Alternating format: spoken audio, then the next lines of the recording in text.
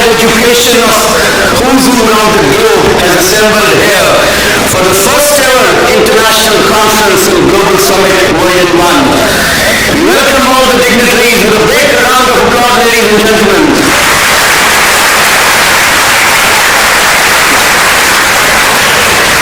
We have more than 50 international delegates from USA, United Kingdom, Australia, Canada, Russia and other countries who are participating in the Volume 1 with a theme, Groundbreaking Internationalism in Higher Education, Credit Transfer and Other Internationalization Models. So once again, a big warm welcome to all our international esteemed dignitaries. Once again, can we have a big round of applause for them? We're also privileged to have amongst us Pro-Chancellor Vice-Chancellor Ravli Professional University, Dr. Sanjay Modi sir, Dr. Ravi Raj sir, the Conference Head and Vice President Dean of International Affairs, Dr. Aman Mittal sir, esteemed global dignitaries, heads of schools, faculty, staff and students. Once again, a big warm welcome to each one of you.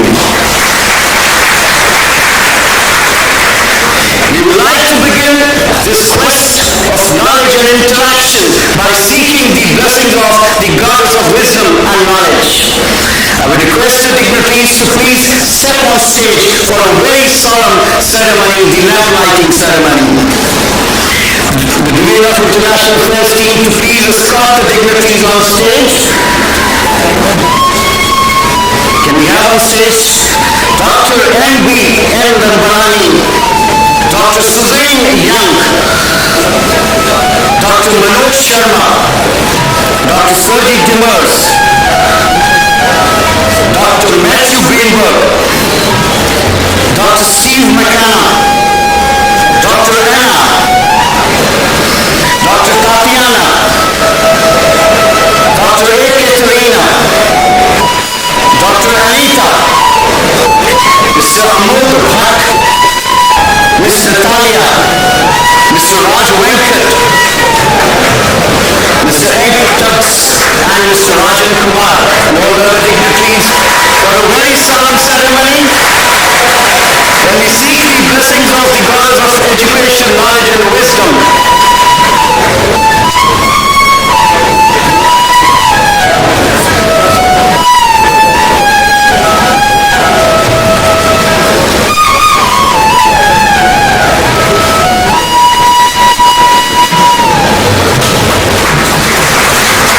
Solemn moment for all of us.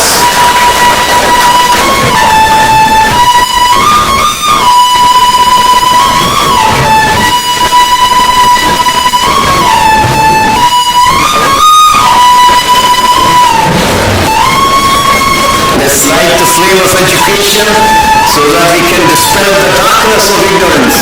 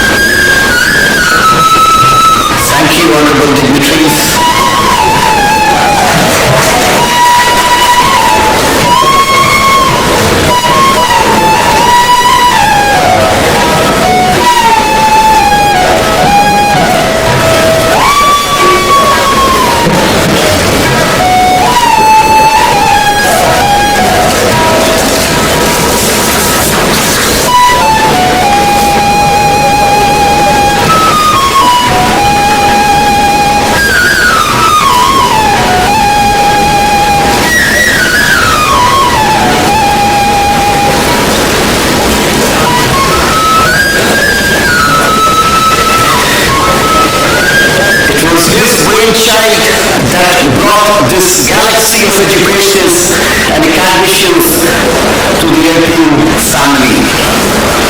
He is a Vice President, Dean of International Affairs, and has an inherent blend of vision, judgment, and strength of character.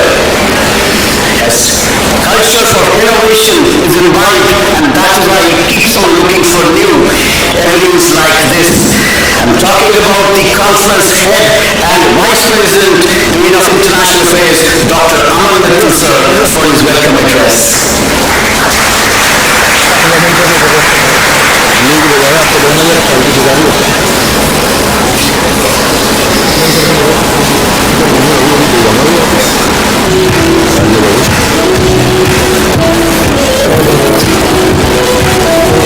Hi, good morning everyone. That was a late good morning start. Hi everyone, how are you? So, distinguished speakers, participants, guests, faculty, staff, and our dear students. Ladies and gentlemen, it's my pleasure and honor to welcome you all to our annual international conference and global summit AICGS 2022 at AICGS. I welcome you all to this conference and the global summit at AICGS campus. On behalf of the highest office of the university, I would like to express my gratitude and extend a cordial welcome to all our distinguished speakers and participants.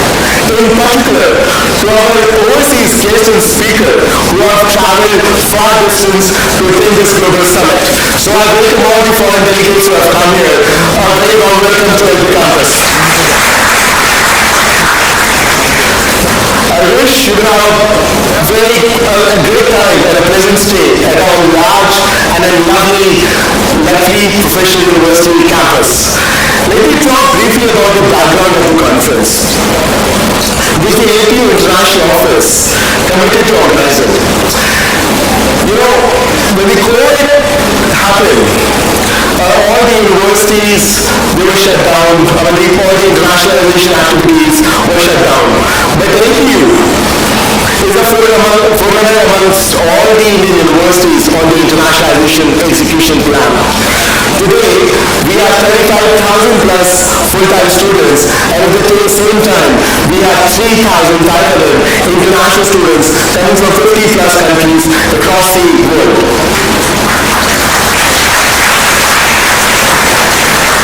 AICGS also has 300 plus active international collaboration across the globe, and we have been working on various research projects. Today, as I'm speaking, we're working on 6 Erasmus Plus projects, in which two of which we are the lead coordinator university, and we are also doing a project in Mongolia, which is a $10 million project, and we have Mongolian guests who are part of the project also in this conference room. So, I mean, when a university like AICGS, who was so actively working on internationalization plan, and the COVID struck, and we could not do anything much. I mean, the borders were shut, we could not have our guests coming in. So, as most of the universities, we also moved to the virtual world, and most of the students have spent their 4.5 years in virtual classrooms. But at the same time, we wanted to internationalization work also keep going on.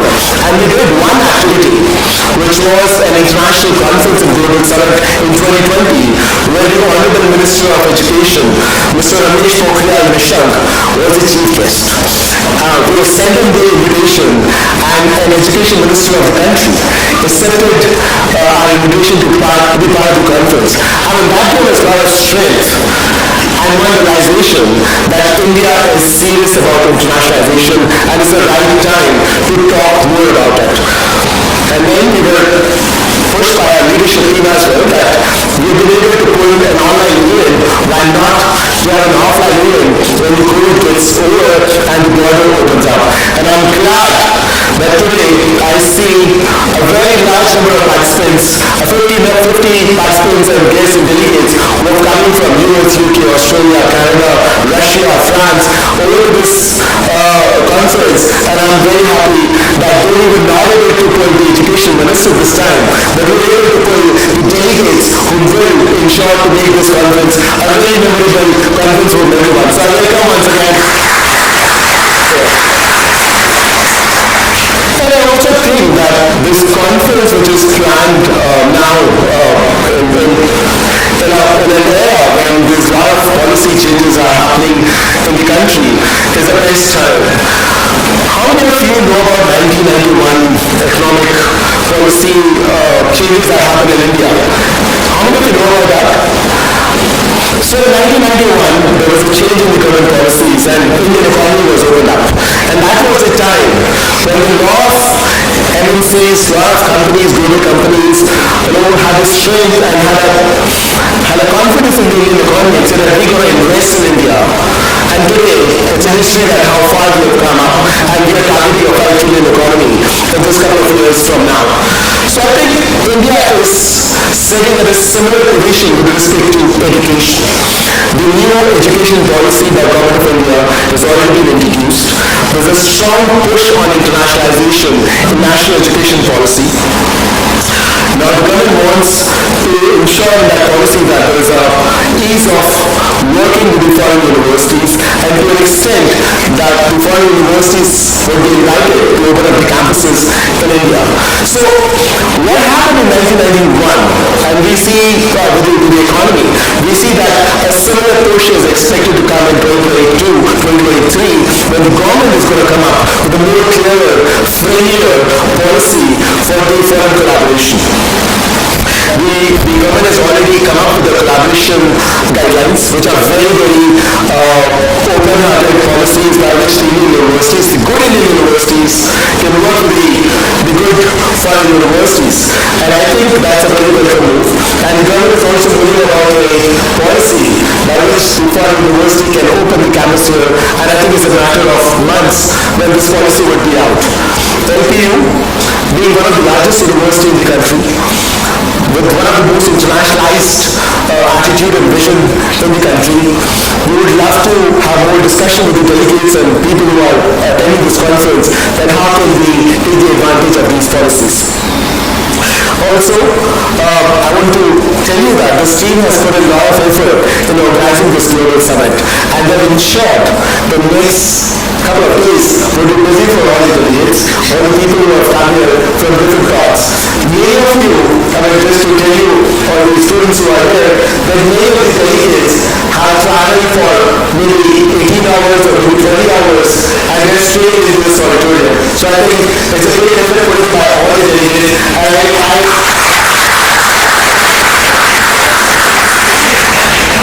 and we wish to reciprocate the effort put in by you, by all what you do as you ask for it or request for it. We want to plan more meetings, let us know, we want to have more student sessions, let us know, but we want to make it a very, very useful event for you. With this, I once again welcome all the participants and guests to this global summit at the AICGS campus. And also want you to block the date for the coming years.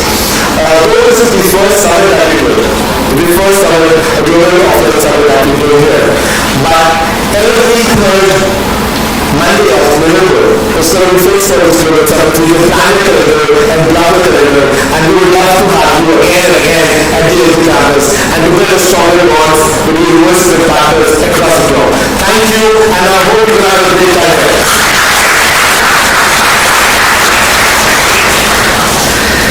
Thank you, sir, for your welcome address. You rightly mentioned that global collaborative initiatives are the order of the day. And now what this conference has in store. For a brief introduction to the conference, it's my privilege to invite on stage an academician, a researcher and administrator par excellence, our very own Pro Vice Chancellor, Dr. Raviraj Gupta, sir.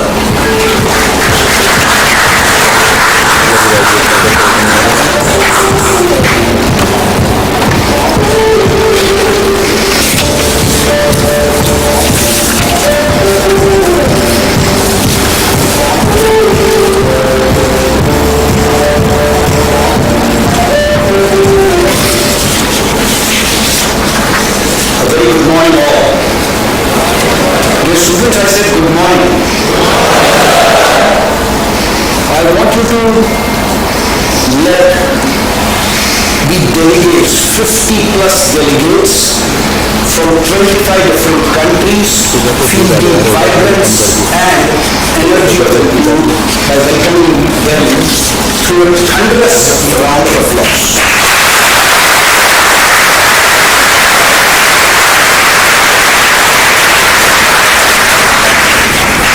I'll take what Dr. Amit said. You know, COVID-19, it might have even it might have come as lot of challenges. But you know, one privilege it gave to all of us. It made geography the history. I'll repeat, COVID made geography the history. It broke all the barriers.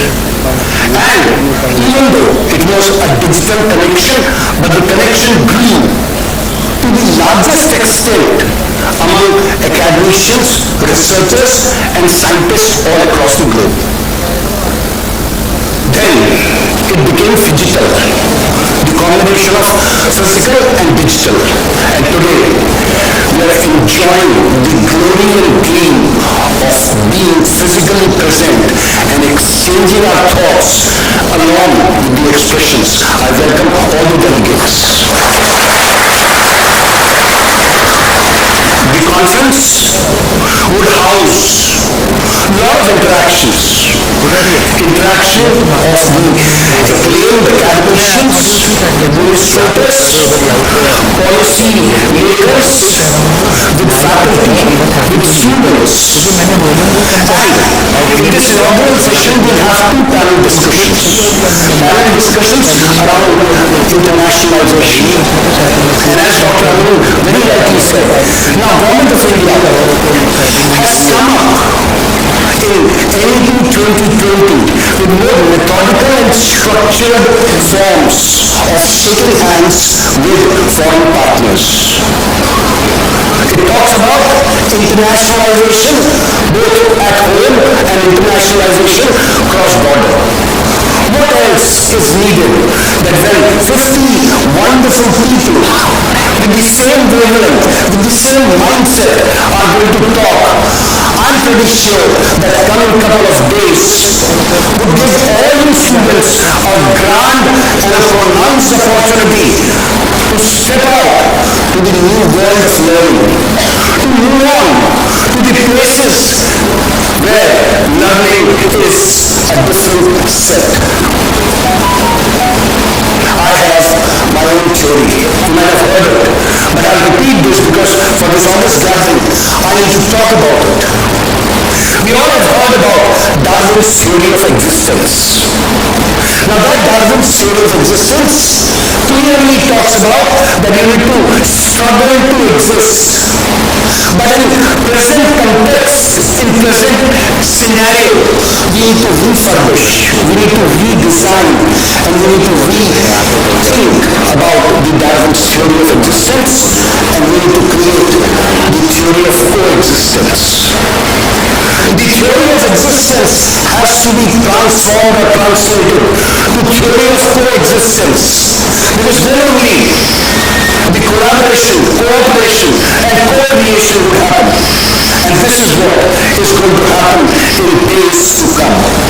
I must congratulate the Division of International Affairs under the leadership of Dr. Aman Mittal that he has opened up these kind of avenues that bring up wonderful people to the campus. And I beseech you all students to get interacted with all these people. Today in the morning, one myth was broken by Dr. Udi. I used to think that if you need to go to France for further studies, French should be the language you should know. But she has broken all the barriers and ice, and she said that they offer, the entire France offers more than 1,700 programs. What else is needed? So let us celebrate the internationalization, let us celebrate the collaboration, co-creation, and cooperation. I am pretty sure that coming 4 days would redefine the Darwin's theory of existence and would make it the theory of coexistence. I wish the entire conference to be a grand success. Good luck and Godspeed.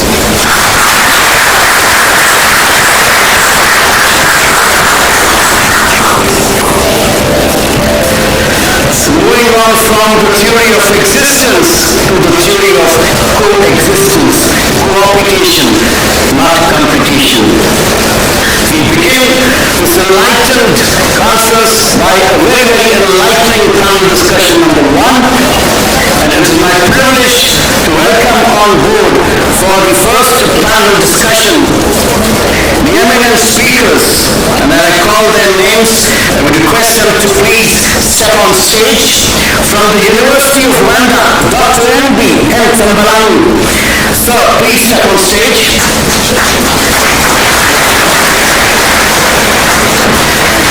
Oxford University, Dr. Suzanne Young.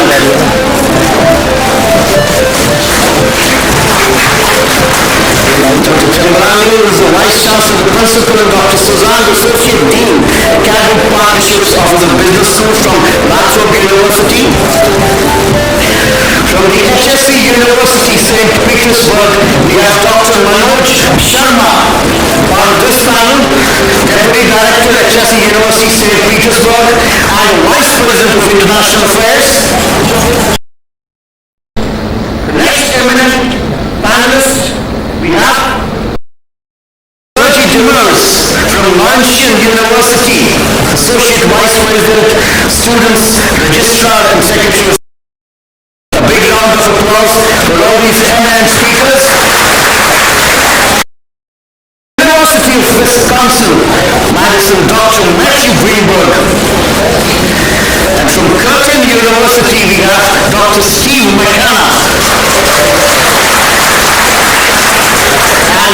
And moderating this first panel discussion, it's my privilege to once again invite on board our very own Dr. Aman Mittal, sir, Vice President, Dean of International Affairs.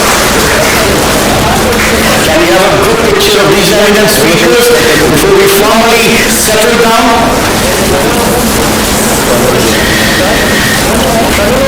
And the topic of this session number one, the panel discussion number one, will be international collaboration model in higher education, the right recipe for success.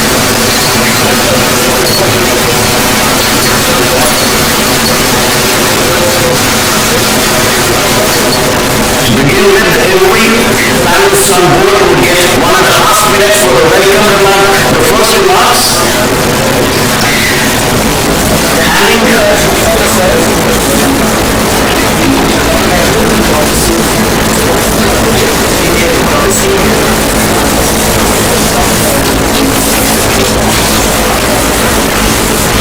It's a privilege to hand over the proceedings to the moderator of panel discussion number one, Dr. Aman Mittal, sir.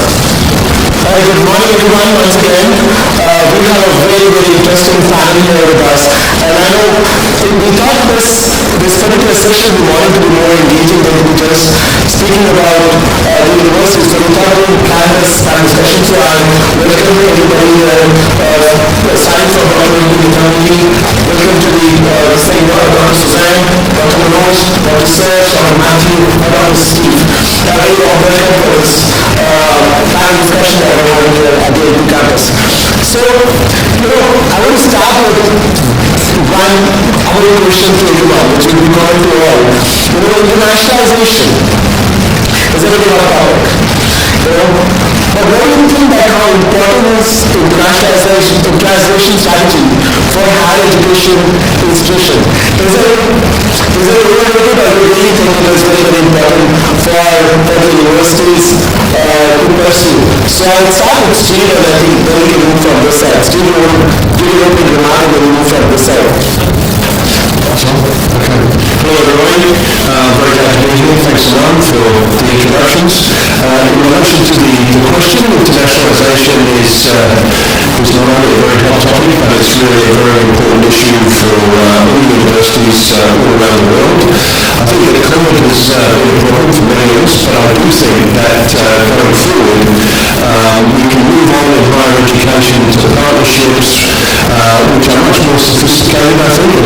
advanced than they have been in the past. And one of the things I think that is really going to be important in the future, the extent to which universities have innovation incubators on their campuses, and the extent to which universities around the world can connect incubators, innovation startup incubators on their campuses with other incubators in other parts of the world, and I think that will stimulate a great deal of new wealth creation, of new startup activity, and I think some really interesting collaborations across the globe.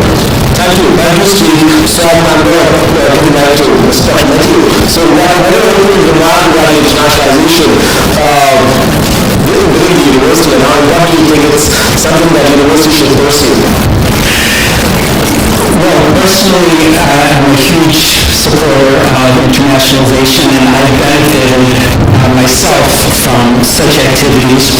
And obviously, working with this group of panelists in this area, I think we all believe heavily in this. I think our major motivator moving forward will be to support that local governments and national governments give to the universities and making it a priority to grow and expand on these opportunities. And then a lot of times, at least the program I work with at the university level, we will follow and try to create those programs to meet the demand that exists. Thank you. Just to update you, all the students and people here. So, Steve, 15 Australian students who are receiving the internationalization plan of the Australian government. So we welcome you all as well in the Serge. I mean, what are your remarks? I mean, Canada is very popular in India nowadays. So what do you think about internationalization and what's up? What's your thought about that? So thank you very much. Canada has always been a country who has been open to all cultures and countries and students coming to study. Now, in terms of how important it is, I think it's critical for institutions in Canada to have as many students from different backgrounds as possible. My view has always been that in university, the root word is universe, and so a university should be a microcosm of the world, and as such, there should be some student representatives from as many countries, as many ethnicities as possible within institutions, and that's what's actually giving strength to the institution, rather than only seeing one version of the world. So I believe that both Canadian students can benefit from coming to other countries, but at the same time, students from all countries can benefit from coming to Canada. Thank you, Dr. And I think we should, as we have Australian students here in the campus today, we would like to have Canadian students from Royal University. We already have hosted Canadian students under the incredible India program of ABU. We have to have more students coming to ABU. Dr. Manoj, you are representing the HSC University in St. Petersburg in Russia. And we have a very large delegation. We have four delegation, strong delegation from HSC, and welcome you all. So what are your opening remarks regarding international? You've been working quite a lot for many decades. What's your initial remarks? Thank you so much, and it's a real honor and privilege to be here at LBU, and my personal and sincere thanks to the entire management of LBU inviting us and giving us an opportunity. Internationalization is very close to my heart, and I think I've been working here for the last 2 decades. You could see why do we need internationalization. I very briefly touch upon the 3 critical areas. In my critical thinking, you need to have a cross-cultural awareness and to bring about good governance. Now, from good governance, I am a true representation of internationalization. I am being an Indian working for Russian University. What else benefit do you want? This summarizes all 3 points I have said. Critical thinking, good governance, and cross-cultural acceptance and awareness. 2 quick points on why internationalization and how. It's a high time that we must have promote and propagate center of excellences from each bilateral universities to promote the good critical thinking and the good governance. The third is we must do a elements of research to promote great synergies between the two universities. Thank you so much. Thank you, Dr.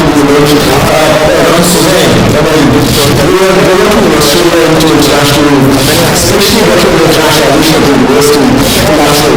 And it is also working about for many years. So what are your comments when you think about international admission and how important it is for natural as an international admission? And I want to add, how it benefits students. Okay, thank you very much, and I'm delighted to be here. It's my 5th trip to India, but my first here, so thank you very much for the invite. I think internationalisation needs to be looked at 3 different levels. Our governments, both in Australia and in India, recognise the importance, and through diplomacy and through sharing of business knowledge, they all recognise and really promote internationalisation.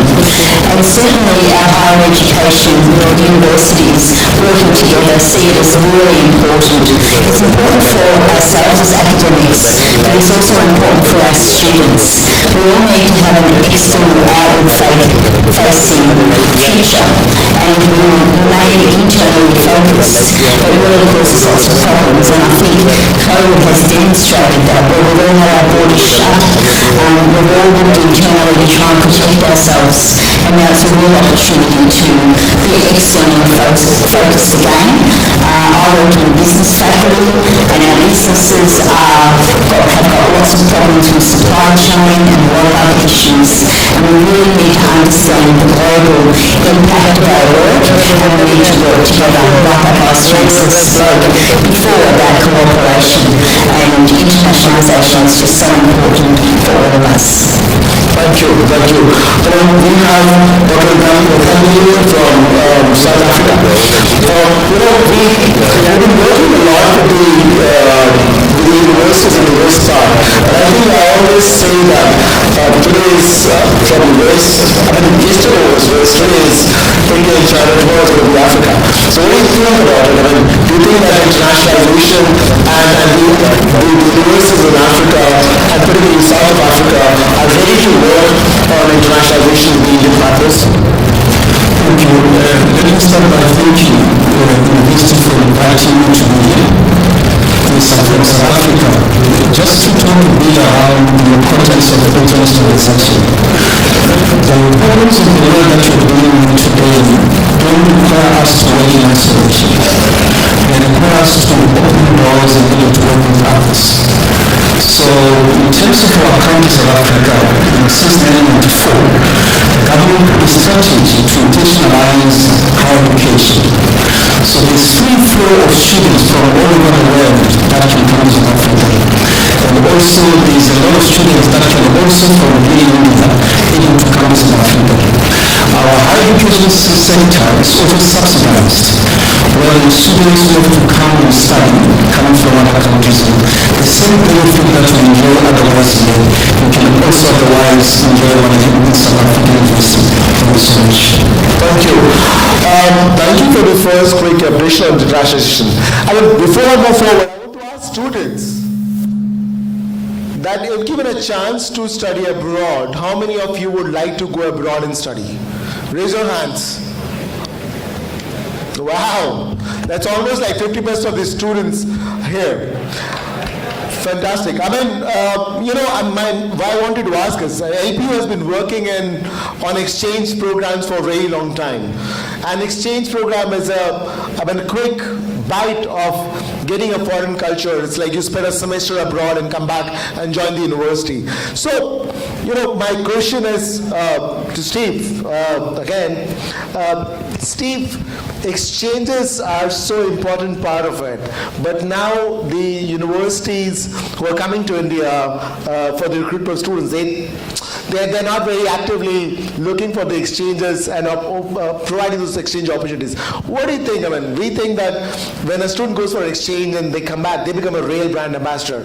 But what do you think? Should this be the right way of promoting a university in India, or exchanges could be used in a very different way? Thanks, Saman. I think that Personally, I think you're right. I think one of the problems has been that many universities have, and perhaps still do, see India as a source of students. And my view, and I've been coming to India, as you know, for a long time, and LPU many times, and I've always had been of the opinion that India is the future, and it's the future because of the capabilities, the innovation, the smartness of students here at LPU and throughout India. And I think one of the things that universities in the so-called quote-unquote West need to realize is that we need to develop deeper, more sophisticated relationships with not only Indian universities, but universities in South Africa and other parts of the world. And we need to connect, in my case, talented young Australians with talented Indians, and create collaborations that are equal in terms of their commitment to each other, rather than at the moment where there still tends to be a little bit of a one-sided element in relation to the way some Western universities think about participating in India. Thank you, Steve. Dr. Matthew, Steve has touched upon an important topic that a lot of Indian students are going abroad, to Canada, to the US, to the UK, to Australia, and to other parts of the world. And it's quite an imbalance with the number of students going outside to the number of students who are coming to India from these countries. Do you think, the way India is developing and the way Indian economy is growing, in future you see that this balance would actually be coming in play, or no? Just an open question. I don't know if it was a tricky one or not, but yeah, just a open remark on that. Well, I certainly would hope so. That's the goal, is that there would be a more equal exchange of students going each way and faculty going each way.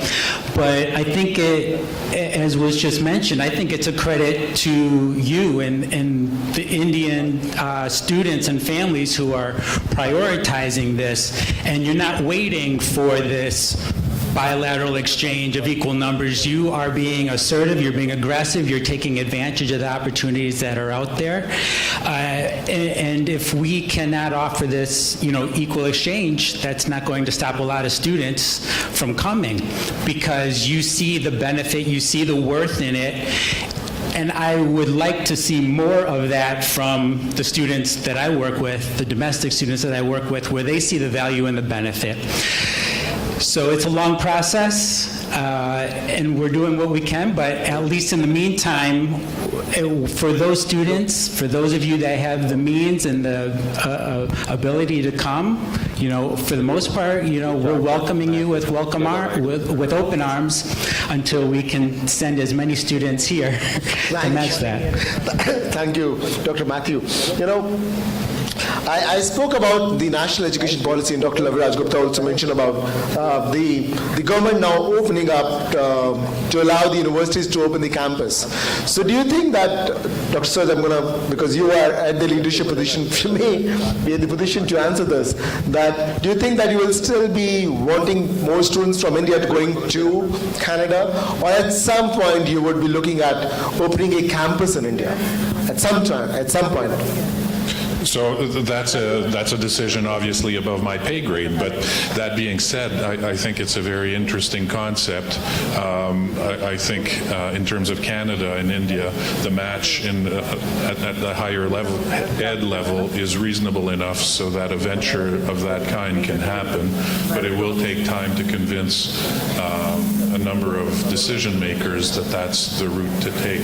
I really appreciated the responses in terms of exchanges. My own situation at my institution is that the students are not comfortable enough or confident enough that they can move outside. Many of them are first-generation students, perhaps like in this room, but I really applaud the courage of students, Indian students, to take on the world and come and visit different countries to educate themselves.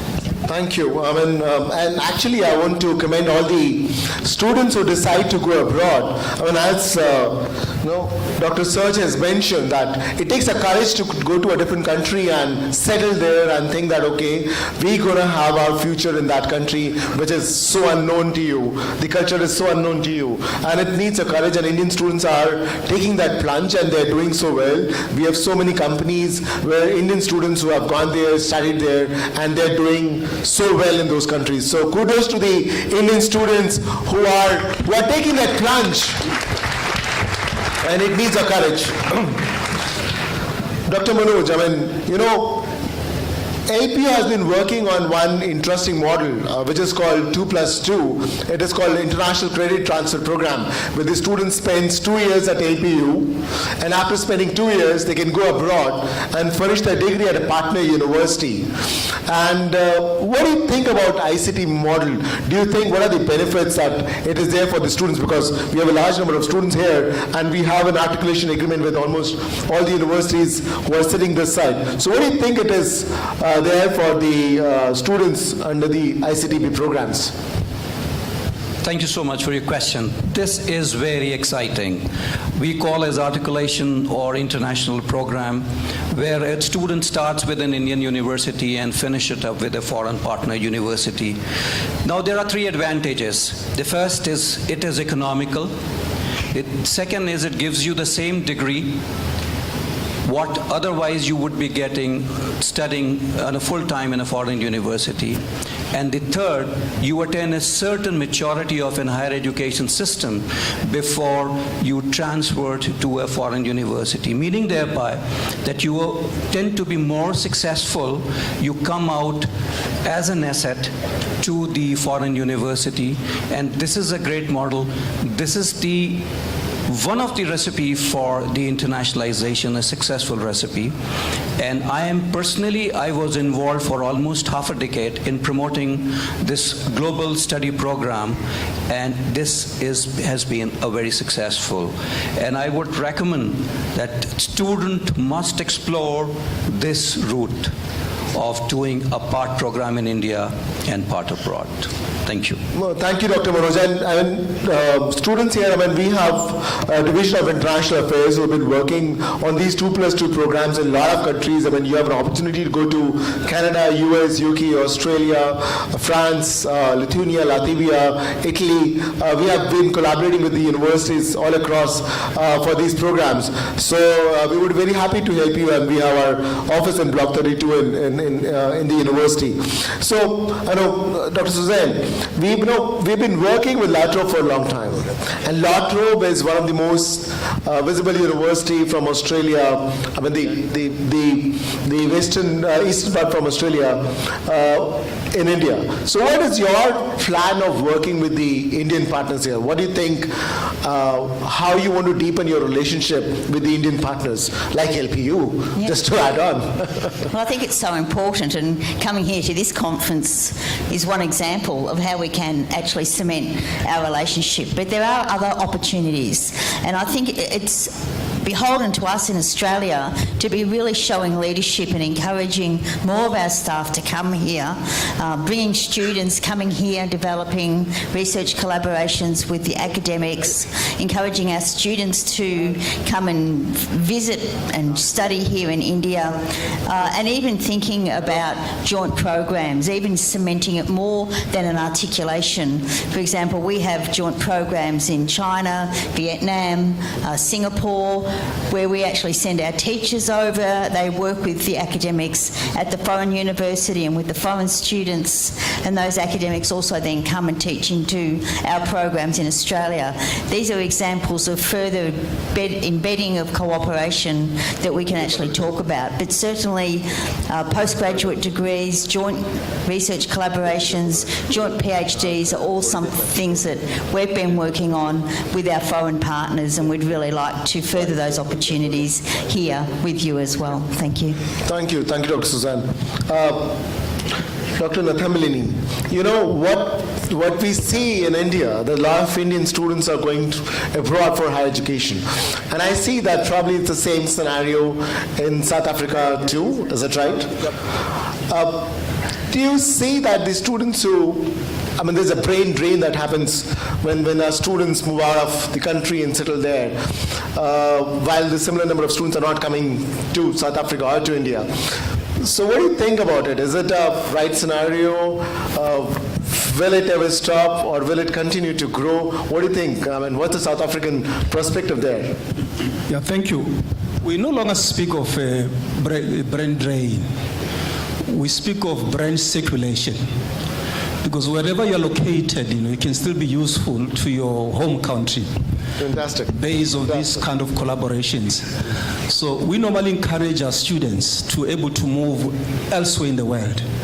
Because wherever you are we are able to tap into yourselves to be useful to your home country. So our view is that, when we move towards these international and exchange programs, it has to be structured. Earlier on, we talked about encouraging students to really go outside. But our view is that, as management of universities, we must make conditions viable for students to be able to come. Because without us making that space conducive, it's going to be quite very difficult to retain students. Just to give you an example, in our university, we got a day, in every year, 24th September. That's a day where we celebrate each and everybody's culture. So you find in the university, there will be almost everybody where you become inclusive, because we must embrace diversity. We are one people, and able to see how we're able to work together to advance the common agenda for human beings. Thank you, and as you celebrate this event in your university, we also celebrate a similar event. We call it One World, where the students from different parts of the world who are studying in the university, they come together and showcase their culture, their heritage to these students. And we also have a One India, which is, we have students from all across the country, and they showcase their culture and performances, and they become more like a friends than competitors. So before I move forward, I just want to go to the audience and say if they have any question for our panelists so far. Any question that you have and you would like to ask our panelists any question. Anybody with a question here for our panelist?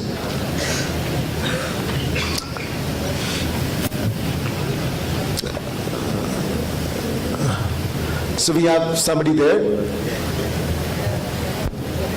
Hello. Sir, what are the best opportunities or career providing which you will offer in your universities? Currently I'm pursuing my bachelor's in automobile engineering. And what are the future opportunities which I'll get in coming from foreign companies? Yeah, it would be a question for everybody to answer. Go on. Do you want to tell your website address and probably say that this is where you can get more information? And the question, Aman, was what are the career opportunities in... Automobile engineering you mentioned, right? Anybody who's offering automobile engineering in the panelists? Anybody who's offering automobile engineering in the university? No.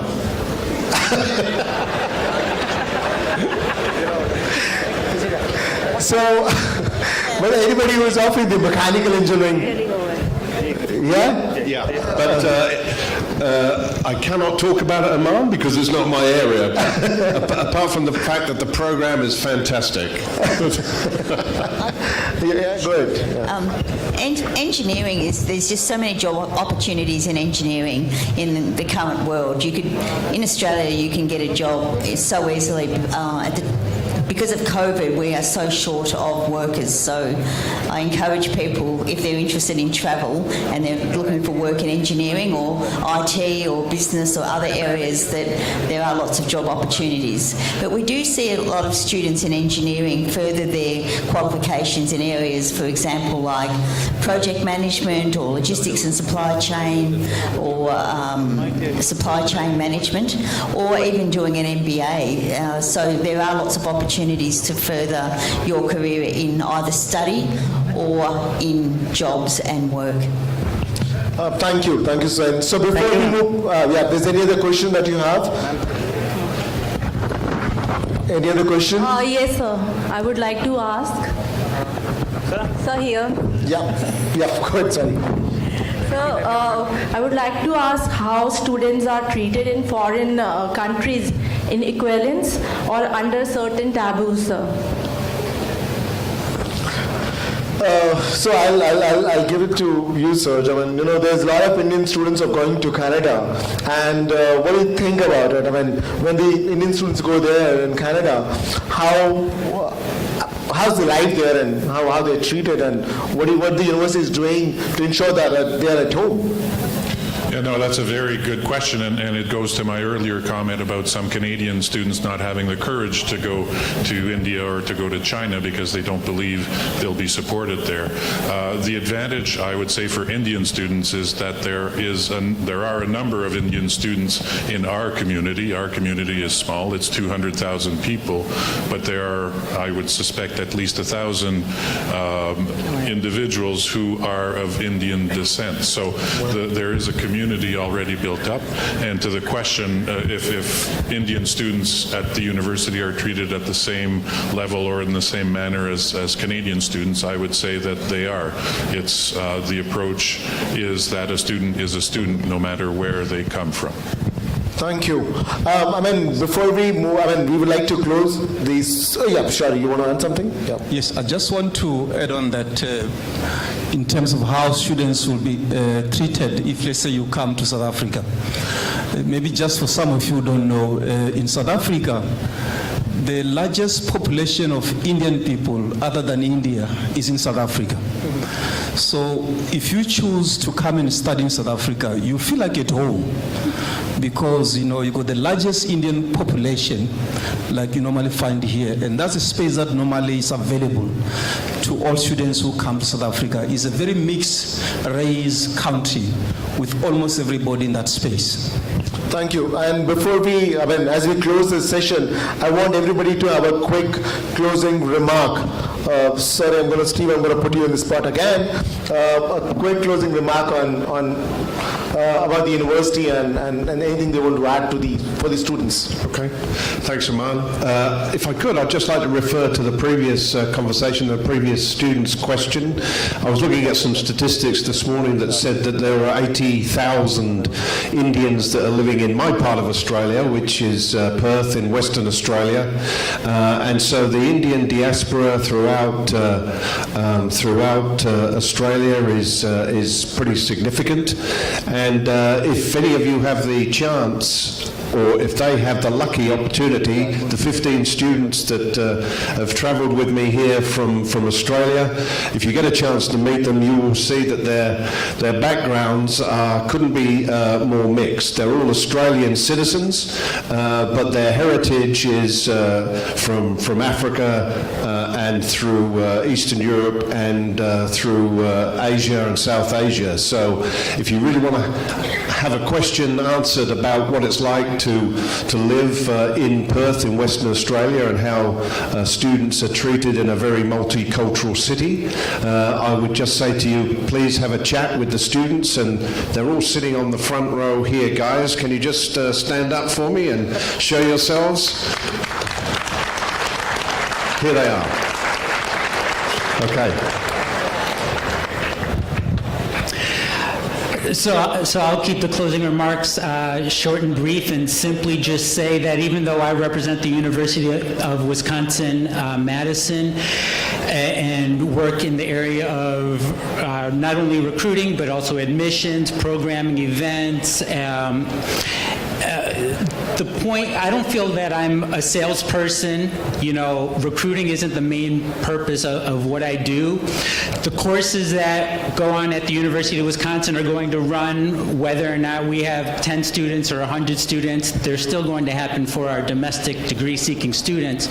So the point I want to leave you with is just if you have the opportunity to study abroad or complete your degree abroad, go to graduate school abroad, whether it's where I'm coming from or any of these other panelists or anywhere else, just try to find a fit that works for you. I think you're going to find that you will benefit, learn, and grow personally and professionally in ways that you might not fully understand, but afterwards you'll find that it was a wonderful investment in yourself and your family. Thank you. I would totally concur with that, and also the fact that I'm not trying to be a salesman either. I think the worst possible mistake that any student can make, whether here in India or in Canada, is to think that they know everything about themselves and about the world by just living in their own community. I think everyone needs to have an open mind, and not everyone can afford or has the courage to go outside to experience it, but there are people coming here of other nationalities, of other origins, and I would encourage you, if you cannot go outside, then to speak and interact with the people who are here, and you will get a good flavor for what the world is outside of your own current knowledge of the world. Thank you. Thank you. I have two comments, if you may allow. The first is I would like to answer the question asked by the lady. Indian students, and I can vouch being an Indian students are worthy, they are productive, and they are highly acceptable. So you need not to worry. As an Indian students, you are very precious and you get all those fantastic treatment by the foreign university. Number two, please also explore Russia. I'm from a university, a big university in Russia, Higher School of Economics, St. Petersburg. Come and explore Russia through us. Your all myth will be broken. It's a home away from home. And my second question would be on the topic that what are the recipe of the higher education through the internationalization. I would suggest 3 course of action. Very briefly, set up Center of Excellence to promote academic and research collaboration. 2, promote students for an experiential learning abroad, as without any experiential learning abroad, the degree is incomplete, and I firmly believe in it. And the third, very important, hire foreign national as your employees, which will give you a true color of internationalization, a good governance, and good practices. Thank you, and wish you a great success and a happy learning, great future ahead.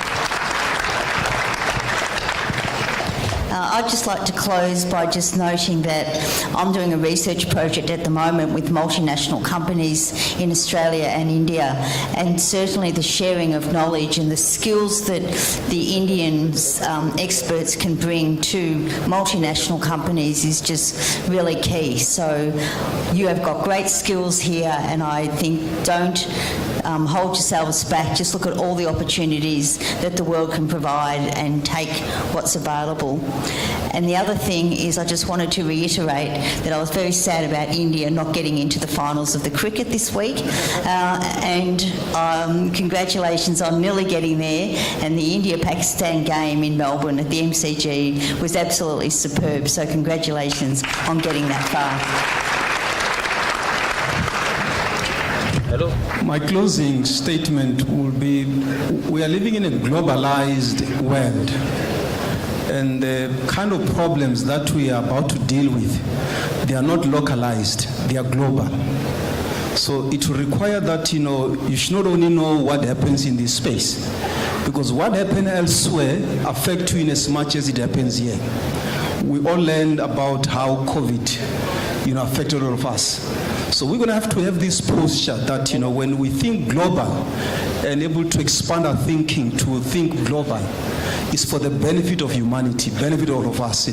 So if you've got an opportunity to able to collaborate and able to study elsewhere, I will encourage that you take that opportunity, because it will broaden your horizon, how you see things and how you deal with issues, how you become unbiased when you come with issues of culture, because we learn to understand other people's viewpoint and how they live. Thank you. Thank you. Thank you. I really enjoyed this panel discussion. I hope it was useful for our people. Thank you everyone for adding up to the comments to my questions. Thanks a lot, and we continue with the second panel discussion. Thank you.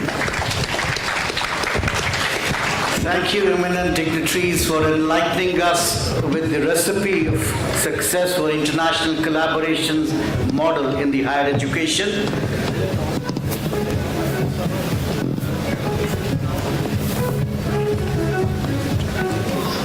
Thank you, dear participants, for your very active observation and a couple of very pertinent questions that were asked to the panel on board.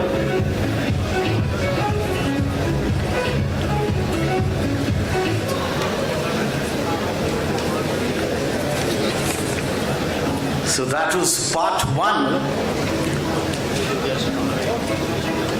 And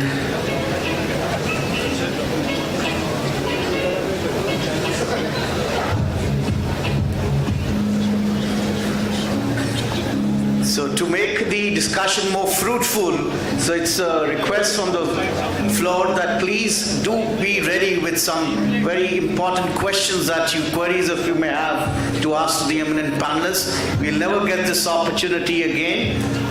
So we request you to please be ready with your posers, your questions or queries that you may have.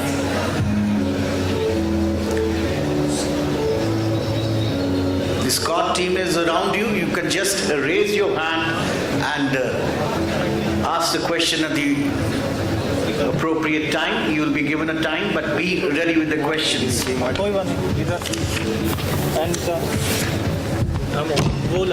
So we are also expecting our Honorable Chancellor to be with us shortly. So that would be again a moment to reckon with. So please be ready for that. And at the end, we would be having one cultural performance, and I'm sure all of us sitting here are going to enjoy, relish it, and thrive by shaking our legs a bit as the performance would be done on stage.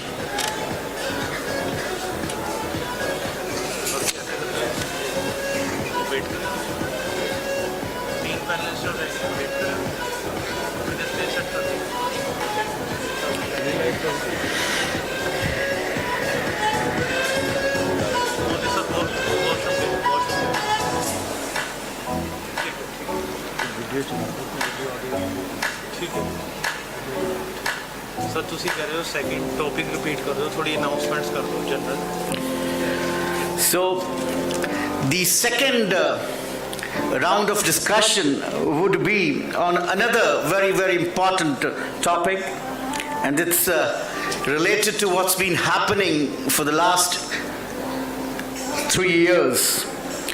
The title is The Prospects and Challenges of Internationalism in the Post-COVID Era. We all understand that the normal that was there before the COVID era is not the normal now.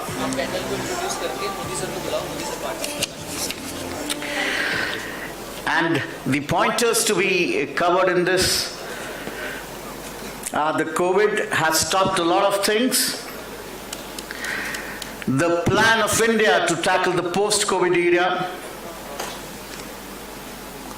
and maybe some things which need to be discontinued, would they be discontinued, and what are the new things that would be started, initiated. So privilege to welcome on board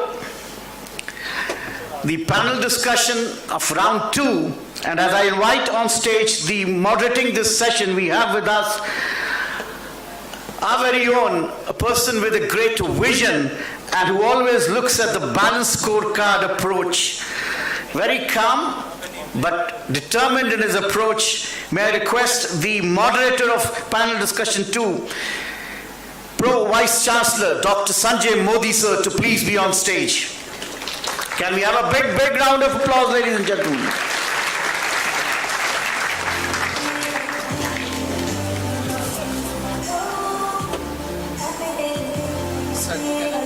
Sir, kindly give your opening remarks and then we will call the other panelists.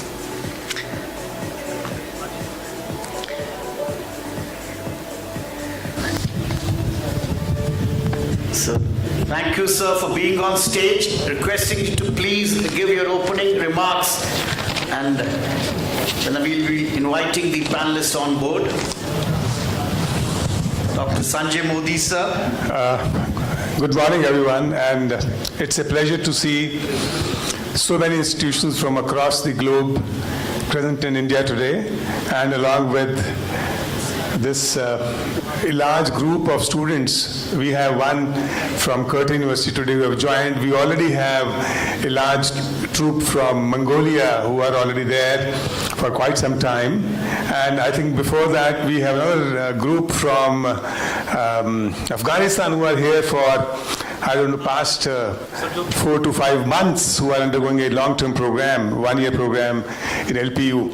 So you will find, this is for the information of the foreign dignitaries who are visiting LPU, that LPU is it has always been and is a happening place where we have people from various nationalities who come to learn in a very, very conducive learning environment. Now, as far as for the benefit of the students who are here, I think it's very important for all of us to appreciate the fact that we are all living in a globalized world. And particularly for the Indian students who are here, and not only Indian, I believe the entire South Asia and Southeast Asia students, I think this region of the world is looked upon for its very high performance individuals. People from this region have been performing very well and are making a great impact across the globe. So it's very important for the students to look towards, open up their minds to international exposure, because today you are not looking at careers within India only, within one country, you are looking at global careers. And that will happen only when you expand your horizon, you expand your exposure to different cultures, though LPU also offers a multicultural environment. But I think it's very important to go abroad and see, for example, you see a lot of histories of Russia today, and I was very happy to learn that the quality of education in Russia is very good. You have some problems, but I think as far as education goes, I think things will stabilize very soon, and the students will have great opportunities for exposing themselves to a very rich environment. So that's very important, and I'm very happy when Dr. Aman asked this question as to how many students are willing to go abroad for exposure. I think 50% as per his assessment, you raised your hands, which is extremely good. And now we need to work out. Keep your minds open, ask questions from universities who are here, and furthermore, you can even forward your questions to the International Affairs Division about what your queries are, so that they could clarify with the partnering institutions who are probably here and the ones who are not even here, but they would clarify those kind of issues for you. But it's very important that you open up your minds and become global professionals in times to come. I understand that the panelists are here. Yes, sir, they are here. Yeah, so can we have the privilege of having them on stage? Yes, sir. So it's my privilege to invite on floor for the panel discussion to Dr. Anna from HSE University, St. Petersburg, Russia.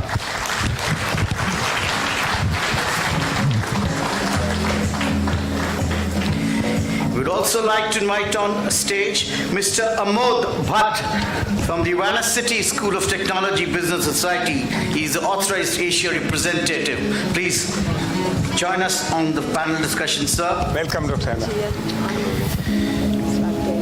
We'd like to invite the third panelist, Dr. Tatiana from St. Petersburg Electrotechnical University.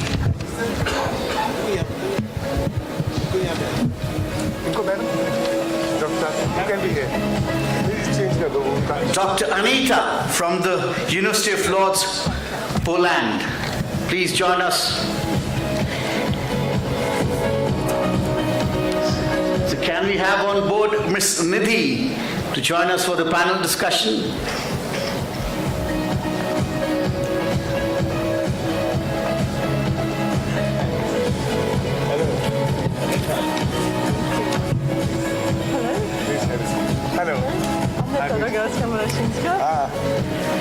Ms. Nidhi Chopra, requesting you to please join us on the panel discussion. Are they seated as per this?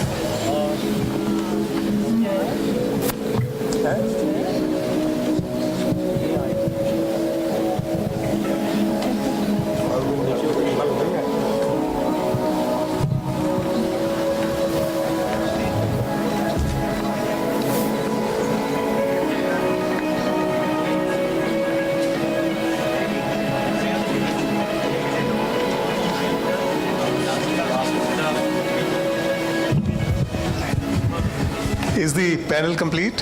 Yes. Are we awaiting somebody else?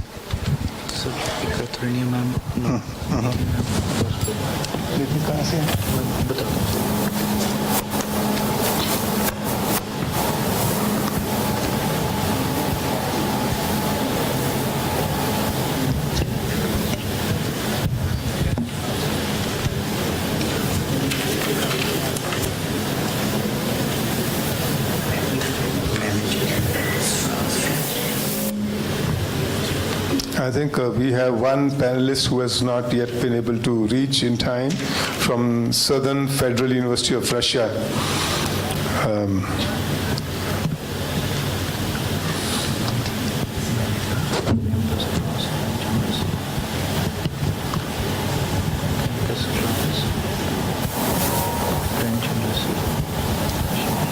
She's the mentor. Sequence क्या है ठीक है हाँ जी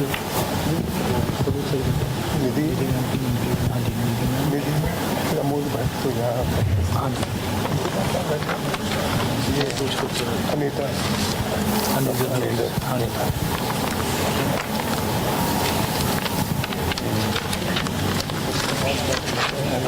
जी बस तो left में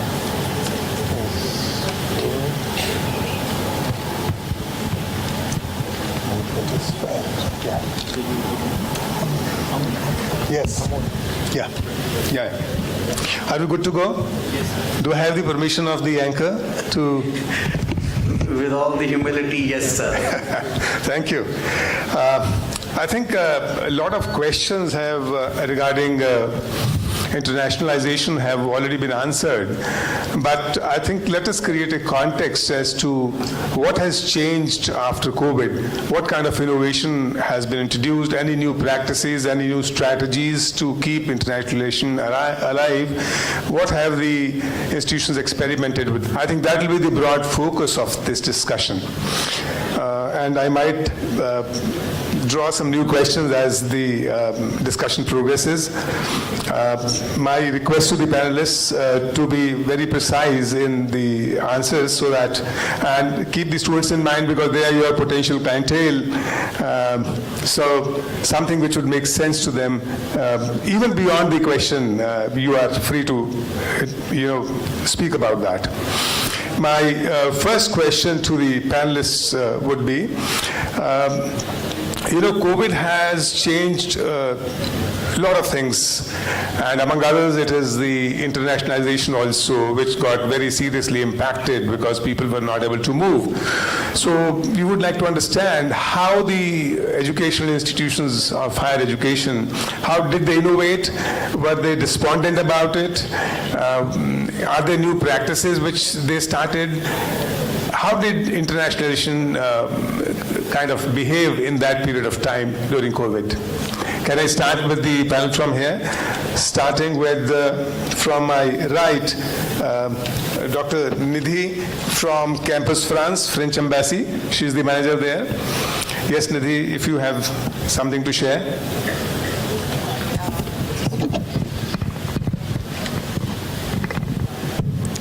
Yes, good afternoon, everyone. I am Nidhi. I represent the Campus France. Campus France is actually the network of all the French universities and institutes.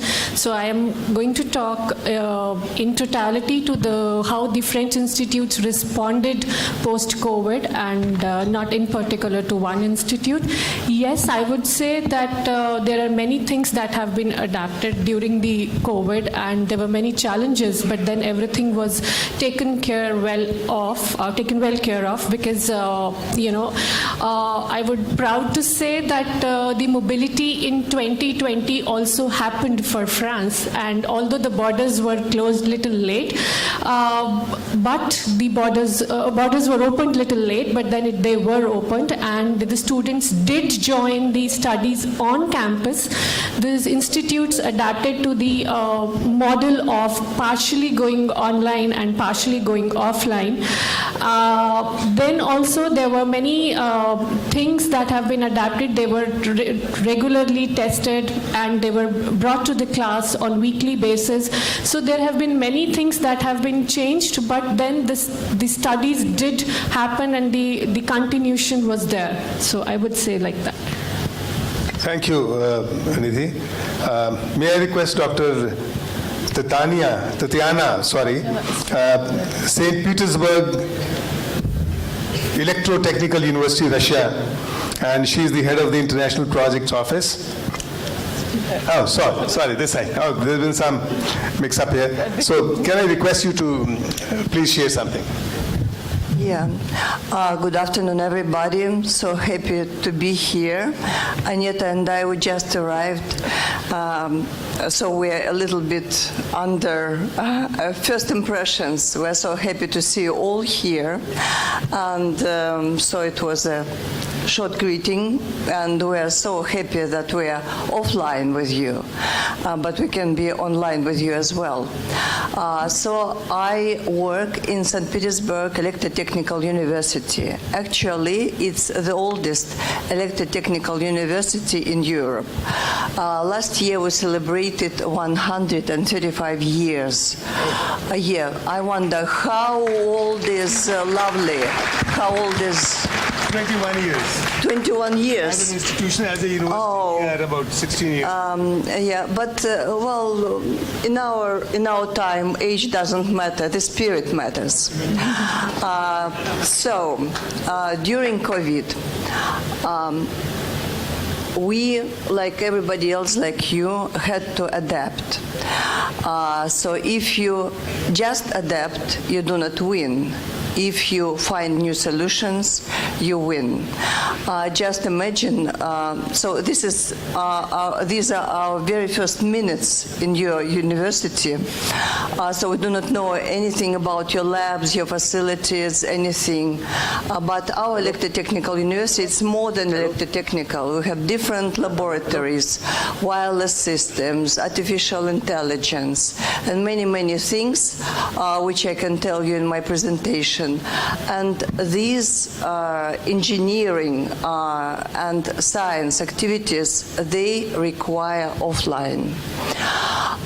So quite soon we realized that we have to change something, and together with international colleagues we introduced offline plus online. We made some experiments in laboratories, of course following all anti-COVID rules, and we tried to provide online participation, presence. And now, when, as we hope, COVID is over, we think that we can have these blended formats of education, and they give us an opportunity. These opportunities can be discussed later and by other speakers as well. Did you get the right number of students also during that COVID period? Were you able to enroll students, international students? During the entrance, international students. During the COVID period, were you able to enroll international students? Yeah, but they studied online. They studied online? They studied online, which is not fun. I don't know. That's a teacher's perspective. She said they studied online. That's not fun. I don't know. A lot of people had fun, and they didn't even want to come back when LPU announced that come back. We had a difficult time pulling the students out from the comfort of their homes to the campus. But many of them were very eager. Thank you. May I request now Dr. Aneta from University of Lodz, Poland. She's an associate professor, to kindly speak about the issue. Yes, thank you very much. Now it's my turn. Dear professors, and all of the audience. I'm very, very happy to be here. Just as Tatiana... Can you keep the mic a little closer to your mouth so that we can hear you? Yeah. Just as Tatiana said, we just came here, 10 or 15 minutes ago. The first impression of the university, of the whole audience, of the publicity is really great. Thank you for that.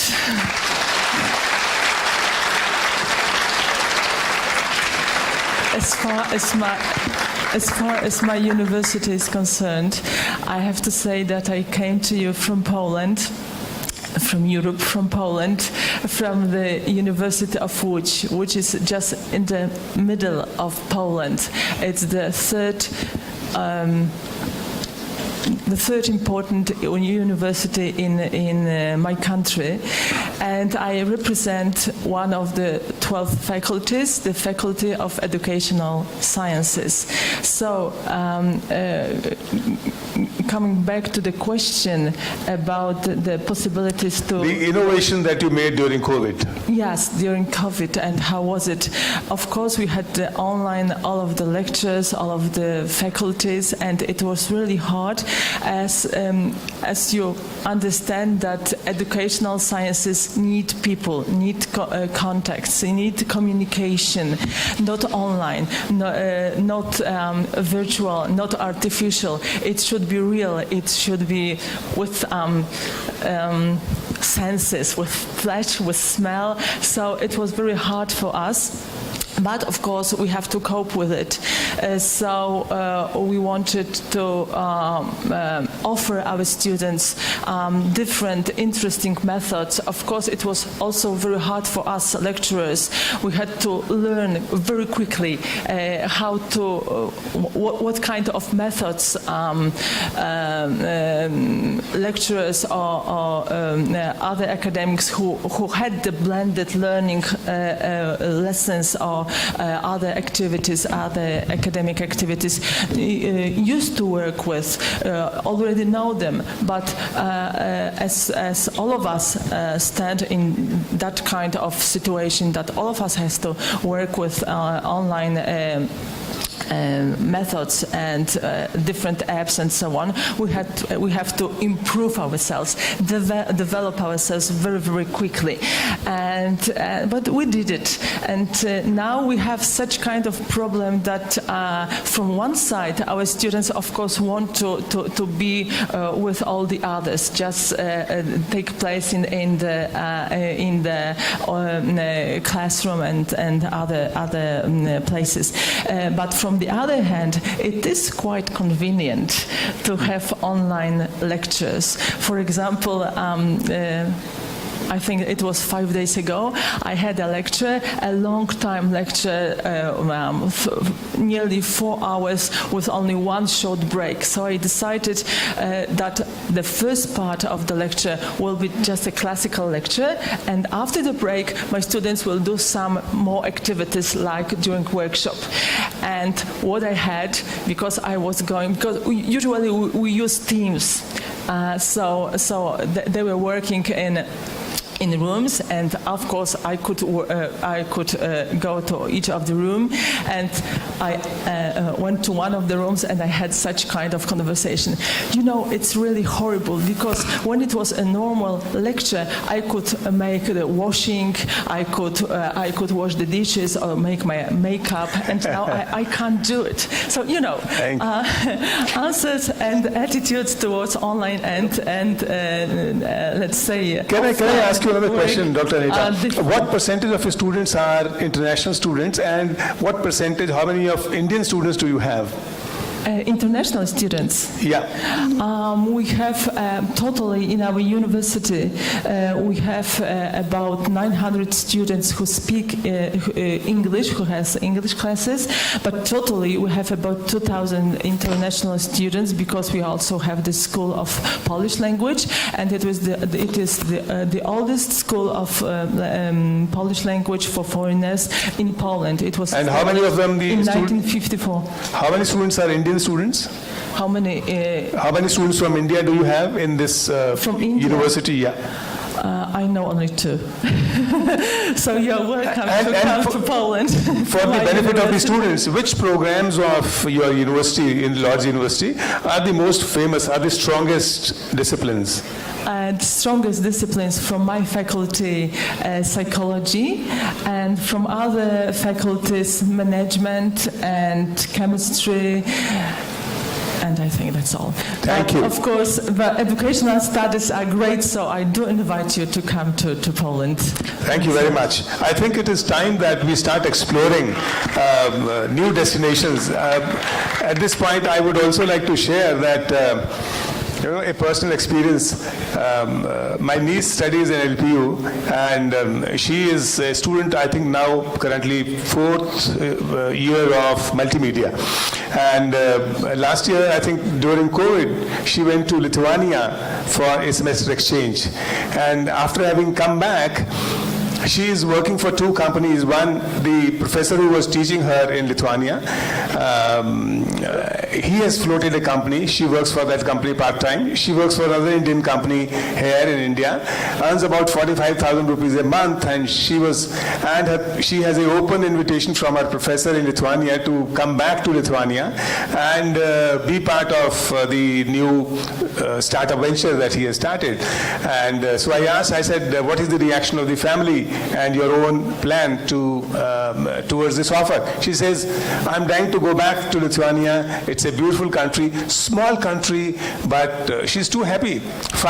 She says 500 euros is the overall living expense, and including accommodation and food.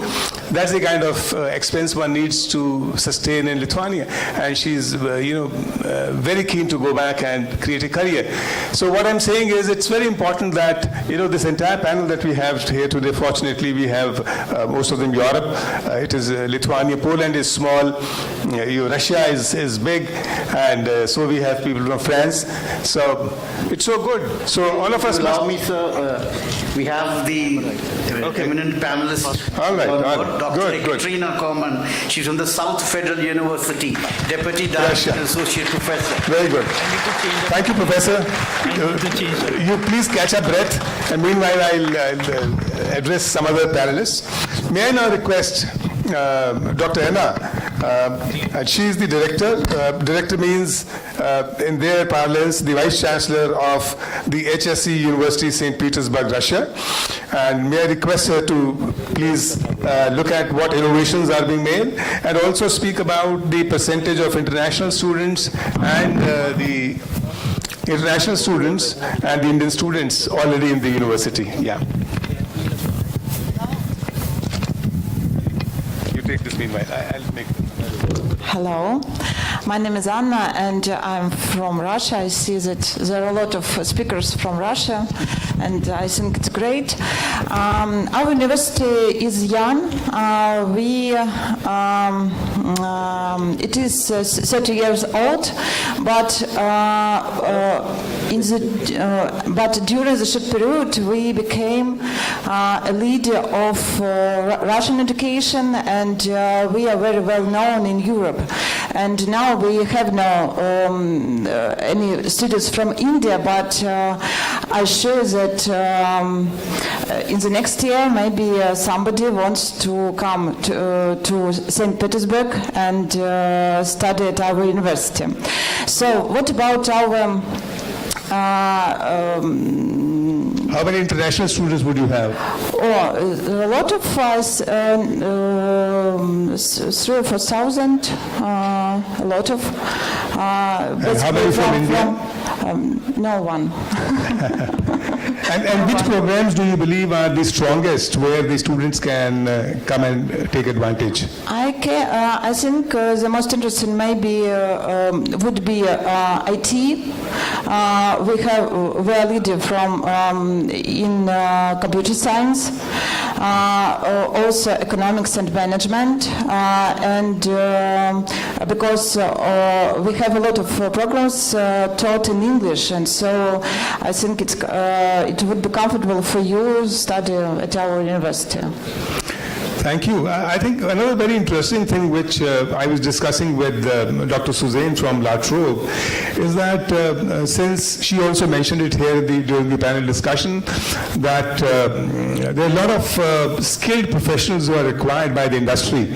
So I was wondering, I said we send students, even in India, in the pre-final year, a lot of students go to the industry on OJT, on-the-job trainings. So what is the possibility of having those kind of opportunities that students who are in the pre-final year of the program, whether it's an engineering program or a management program or a social science program, that they can come work in the industry and also do part of their degree program or perhaps a semester exchange from the university. I mean, you can also during the course of discussion speak about that, whether those kind of things are allowed in your respective countries. Anyway, can I now request, we have Mr. Amod Bhatt. He's from the AICGS School of Technology, Business and Society, France, and he's the Asia representative for the institution. Your views on this, Amodji? Thank you. Thank you very much. First, I would like to say hi to Nidhi, because we are from France. We're sitting far away, but still we are near. Don't worry. Second thing, I would like to respond to this particular query on 2 counts. One is post-COVID, one of the largest thing that was missed by European universities and American universities and British universities was Indian faces in foreign universities. And there they realized that not only technology, these Indian students are actually very, very important coming to their campuses once again. So thanks to these young Indian students going abroad and really earning big name for India as far as talent export is concerned. So I must congratulate you all.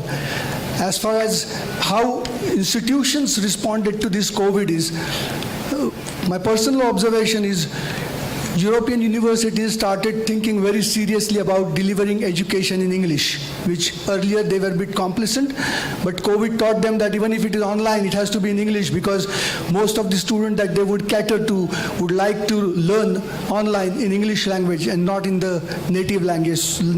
So can we convert it into English? And then they realized it is a must. As far as my own school, which is AICGS, we are 12 years old organization.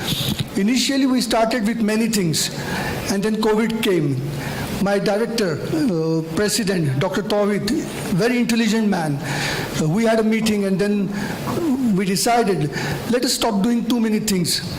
Let us concentrate something which is really coming fast post-COVID, and can we convert it into 3 segments: education, consulting, and then projects for the students. And then we decided to get into artificial intelligence, machine learning, data engineering, and data sciences. And we, for last 4 or 5 years, including 2 years of COVID, are fully dedicated on these areas of studies. We are independent degree awarding body, and it is really helping us. One thing that was missing for AICGS was not known in India, and AICGS was not also very much aware of India. And Dr. Tawhid came to India thanks to Campus France. They really helped him create full awareness of what India is all about. And while he came as a reluctant soldier, he went back as a winning measure, seeing the India, visiting Bangalore, Hyderabad, Delhi, and he was talking to me saying that, oh my goodness, somehow this India was never ever dreamed of. So many young faces everywhere, and the country I come from, most of them are old faces. So I said, you are in the right land, let us talk to them. And that is how AICGS started visiting India. And then LPU, thanks to LPU for inviting us to at least tell students that this is one of the welcoming change that COVID has brought in, is where universities have started thinking on offering very core and focused education like we have been doing, like artificial intelligence, machine learning, data engineering and data sciences, with all applications, all courses driven by industry projects, internships, research internships and all that. And then I think it's time to talk to India. Thank you very much. Thank you. Thank you, Amod. My request to Dr.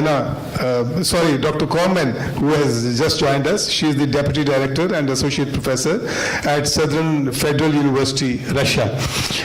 Dr. Anna, what we were discussing is the kind of innovations that the university made during COVID, and if you could briefly spell out the percentage of international students, and if at all there are Indian students, and the strongest programs that you have for Indian students. Yeah.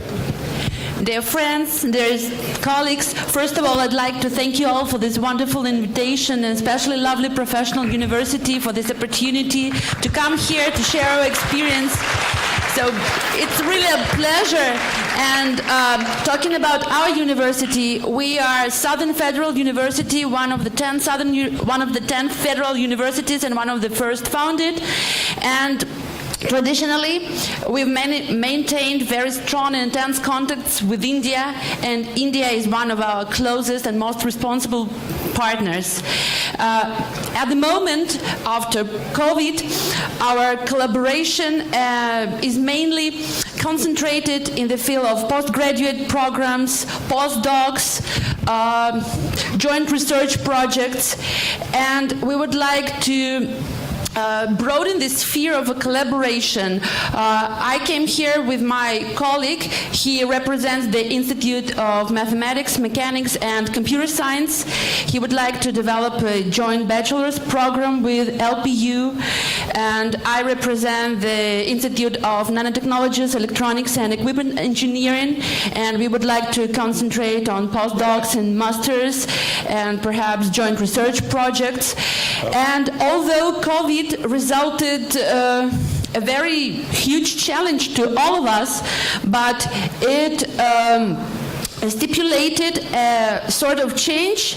For example, now our education in master's degrees is mainly carried out in the blended form, so we have hybrid education, and thanks to COVID and all our professors, all the university staff managed successfully in a very short period of time to get all these technologies, all these virtual learning environments.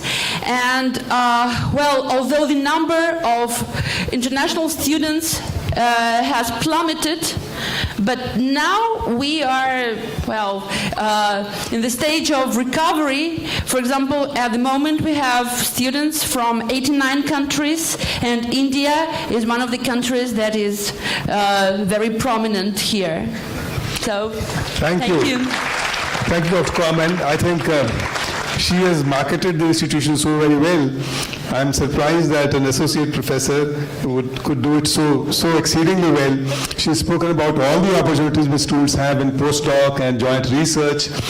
And I hope the students are taking note, and as well as the international office. I think we need to document all the opportunities which the institutions are announcing today, so that they don't retract on their statements that they make on the panel discussion. Yeah, I have a task of my university. I'm going to meet with the Dean of Architecture's department and some other colleagues. That's why, yes, I can speak on part of many. Thank you very much. Thank you. Thank you.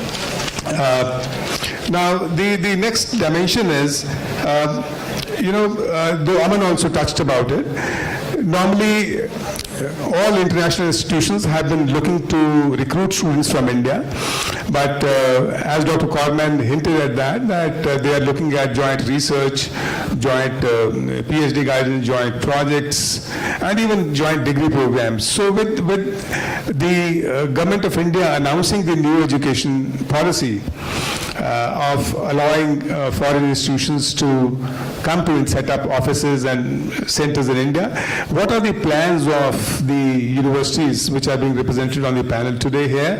What are their plans to be in India? In what format they would like to be present in the country? Can I request Nidhi, would you like to say something on this? Yeah. Oh, you have one? Yes. Great. Anchor should never be deprived of the instrument, yeah?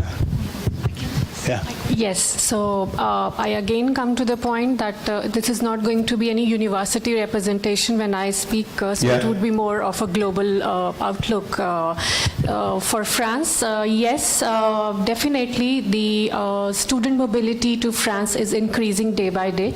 So we have at present over 10,000 students going to France. Of course, it affected during COVID. The mobility was dropped to 50%, but then it is again on the increasing trend now. And we are hopeful to have by 2025 to have more than 20,000 students going to France for their higher education. There are day by day a lot of English taught programs opening up. That means that the student who is going to opt for higher studies in France need not to be fluent in the language. Of course, knowing the language would be an added advantage, but it is no more requirement to take admission or to take a visa. So we have over 1,700 programs taught in English, and you have an ample catalog to choose from. Nidhi, my focus was, I would request all the panelists just to focus on what are the India plans. I mean, do the French universities would like to set up offices and collaborations in India? Just one sentence each. I'm awaiting the arrival of the Chancellor. All right. So yes, so I would say yes, French universities would like to explore India, more partnership programs, more exchange, more articulation programs, and definitely hoping to have more mobility from India. Campus France would support Thank you. A lot. Can you please pass on the mic? Yeah. Okay, thanks a lot. So as far as this question is concerned, I would say that we are very much open to Indian students from LPU. I came with that intention. Now, what are the plans to set up any collaboration within India? I mean, do you plan to set up offices or have a collaboration where you could deliver your degree programs in India? In India? Yeah. Maybe as a second step, yes, it would be very interesting for us. But the most important thing, or the most important problem in the contemporary situation of our students is money. just simply that movement for regular studies or even 1 year. No, but it is only for the Indian students. When you set up collaboration in India, it is only for the Indian students. So it's about lowering the cost of education. The whole purpose is to lower the cost because travel and cost of living in Europe is much higher.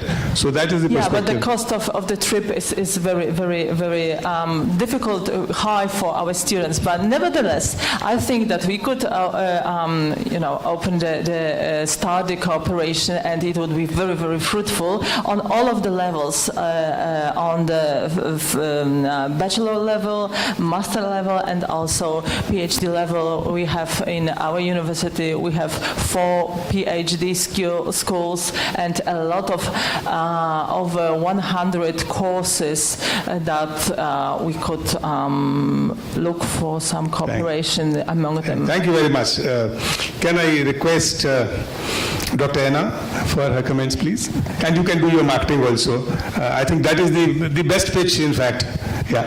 I think the main goal is to increase our exchange programs between our universities with universities from India, because somebody told here that future is here, and so we understand that our Russian future specialist must to understand your cultural and have experience to learn here, to work with you, and I'm hope that our quality of education maybe would be interesting for you, and you would like to take a participant in our programs. Thank you, Professor. Dr. Elita, Lord's University, Poland. I'm from Łódź University. Oh, sorry. Oh, good.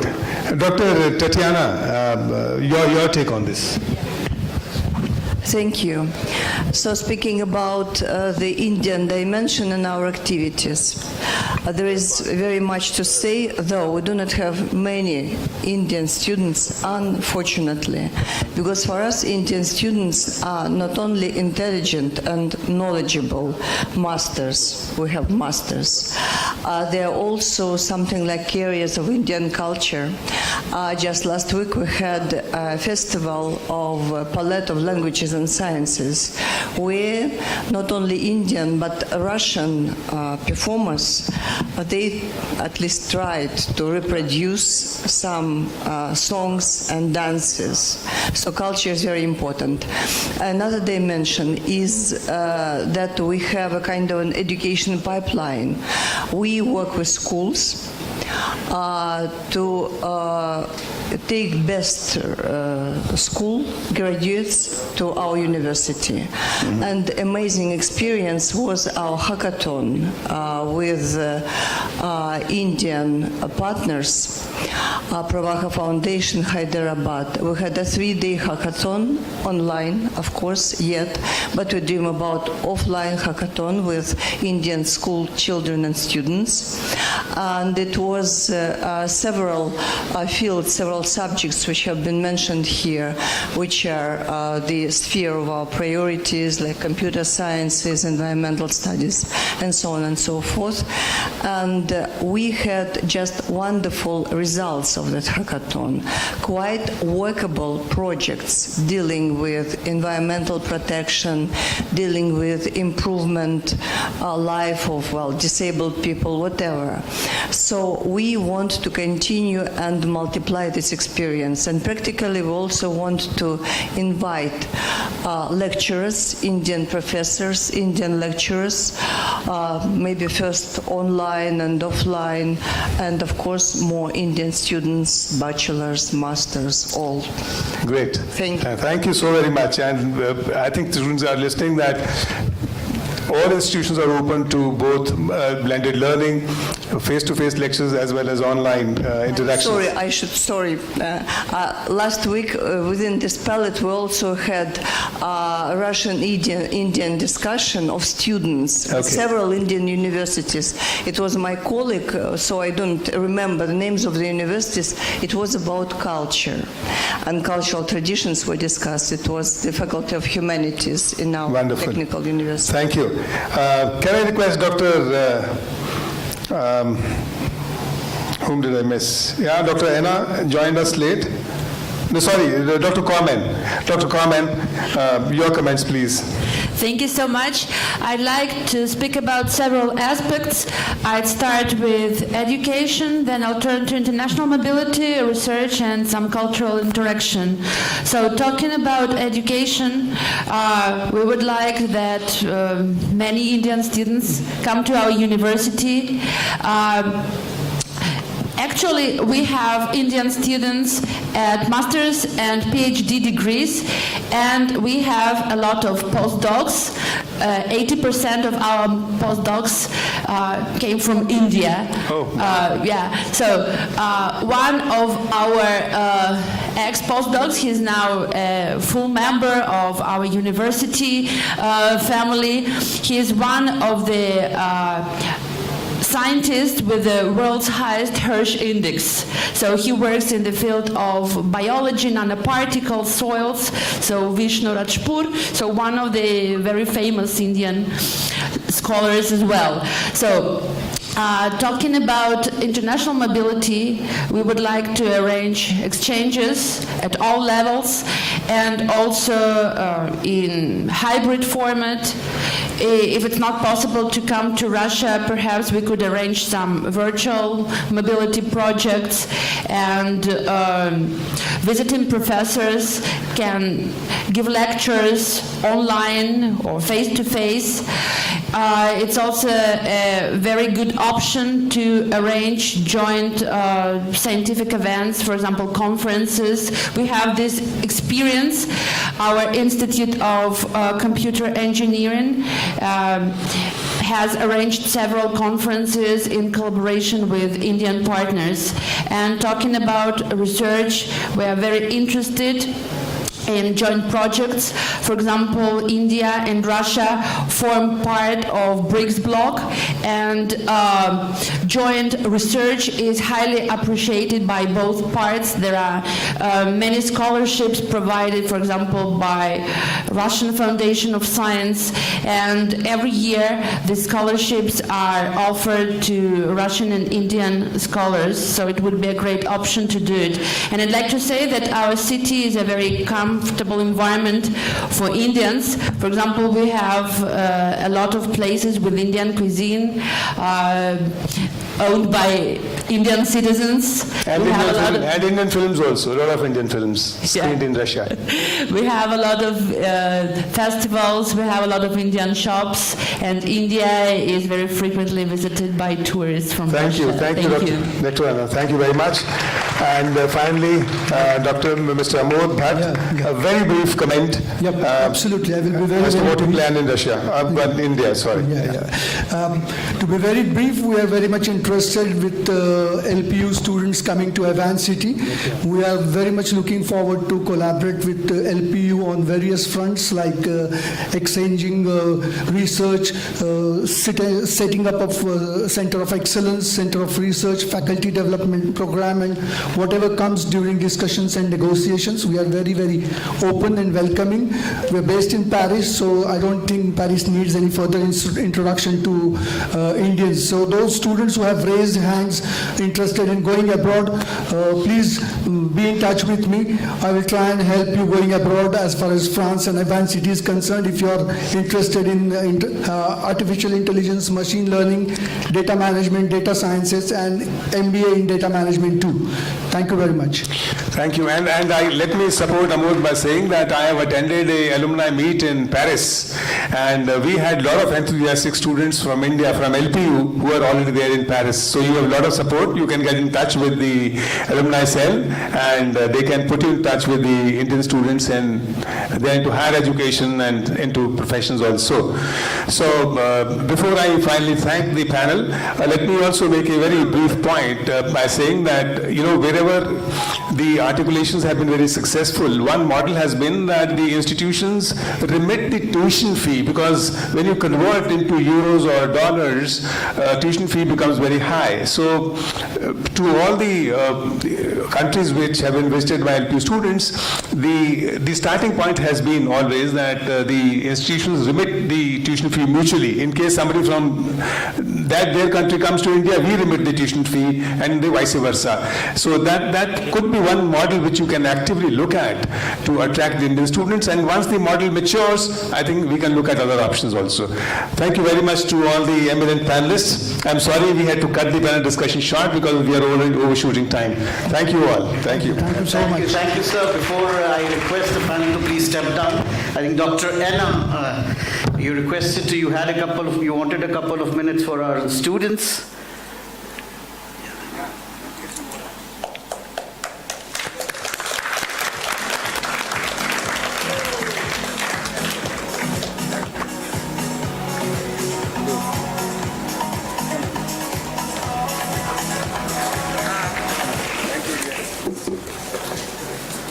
Okay, so, I'm sorry.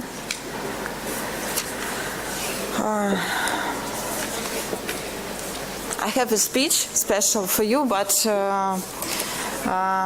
maybe I will make it shorter.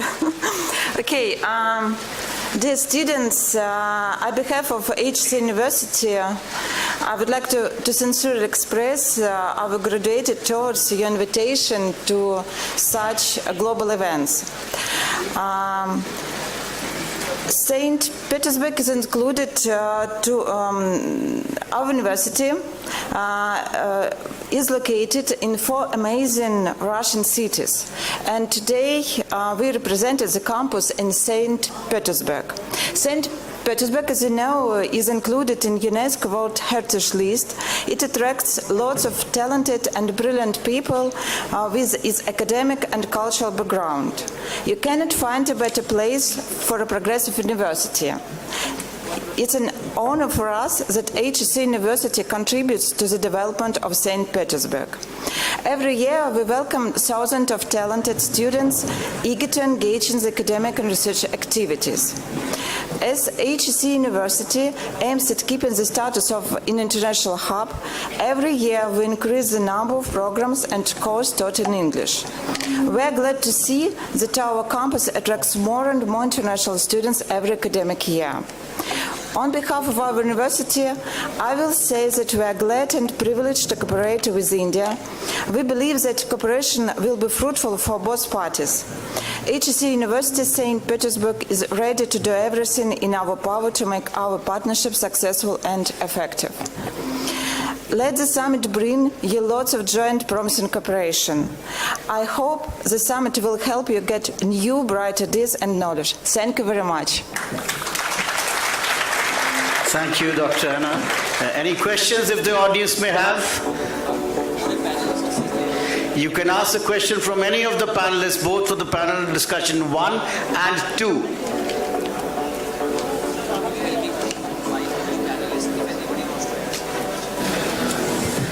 So the mics are there with the panelists.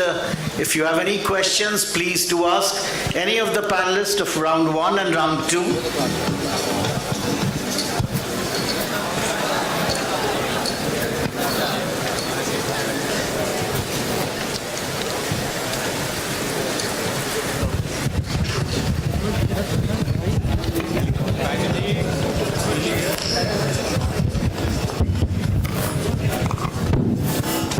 Hello everyone. Yes, you may please ask your question. Hello everyone, good afternoon. So my question is that there are many situations, sudden situations, you can say Ukraine-Russia war. In those situations, what will these countries will do for our safety? Like many Indian students died in the war.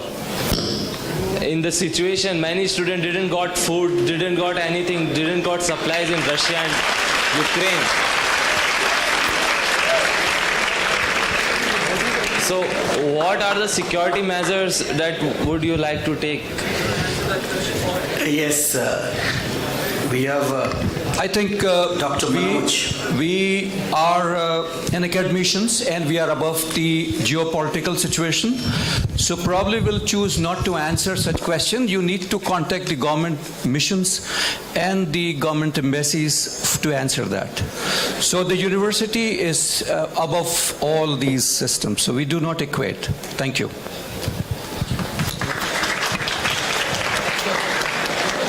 Next question, please. Yes, we have. Please pass on. Yeah. A very good afternoon to everyone. I'm Rupinder Kaur and currently I'm pursuing my Bachelor's of Commerce. So the question I would like to ask, suppose a student while pursuing their degrees for short of money. So how come external university will help in that case? So which of the panelists would like to please answer the question? I think it's pertaining to the student jobs. I guess that's what you want to ask. Student job opportunities available along with academics. Can you once again please repeat the question? I think I can only answer on behalf, obviously, of Curtin in Western Australia, and probably my colleague from La Trobe in Australia also will have an idea. But Curtin offers, if the question is about scholarships, Curtin certainly offers scholarships of varying kinds in various faculties to international students, depending on what you're studying and the faculty in which you're studying it. If I can also say something about careers, which was a question that some of you might have been thinking about earlier. One of the things that I'm very much involved in Western Australia, we have an organisation which is called Study Perth, and Study Perth offers funding to universities and also to faculty such as me to engage in developing events which put together international students with local businesses and organisations so that we can develop broader networks for international international students so that they can make connections with businesses in Western Australia. And we've been doing that over the last 3 or 4 years. And we've had some considerable success, particularly with Indian students, in placing them in excellent positions with organisations and businesses in Western Australia. You can speak about the... Any representative from the other universities? Okay. Would like to, yeah. Okay. I think this side, please. The question is about shortage of funds. Sahas, on the left. Okay. When you are in Australia, and I think it used to be the case, I think it's been extended now. Perhaps Suzanne might be able to help me, but you can certainly work 20 hours a week. 20 hours a fortnight, but I think that's been extended because of certainly the shortage of skilled workers in Australia, and I think most international students can work a pretty much full complement of hours. 40 hours? 40 hours, Suzanne, thanks very much. Okay, 40 hours after June, up to June of next year, 40 hours a week, then it's dropping back to 20 hours a week. So many Indian students and students internationally, international students from all over the world who come to Australia will find working opportunities very, very speedily in Australia. And because I think, as Suzanne mentioned earlier on the panel, there is a huge shortage of skilled people in Australia at the moment. So the opportunities are really quite excellent for you to study and work in Australia while you're there. Yeah, Suzanne, do you want to? Sorry, I'll pass. Suzanne is also in Australia. In Australia, you've got post-study work rights for 2 years after you finish your degree if you've been 2 years in Australia. And we also at La Trobe, like most other universities, offer scholarships between 15 and 100%, which depends on your what we would call WAM or grade point average coming into the course. But at the moment, there are so many job opportunities. Companies are coming to us asking for students to go and work for them. Every cafe, restaurant, milk bar, retail outlet has signs up looking for workers. And so there's plenty of work opportunities. But you don't want to work too much because you have to study. So any representative from the other universities would like to add? Amod, sir, can you please add something in relation to France?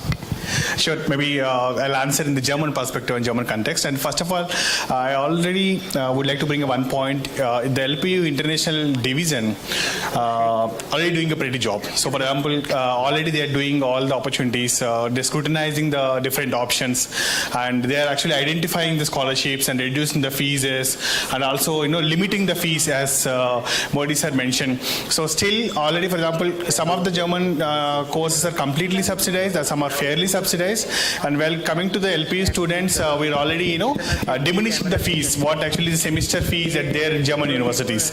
And this is the first step, and still the second step, still student needs some kind of a funding and all. Of course, the financial bodies and also supporting bodies, also scholarship bodies, we are interlinking while we're designing the program with LPU.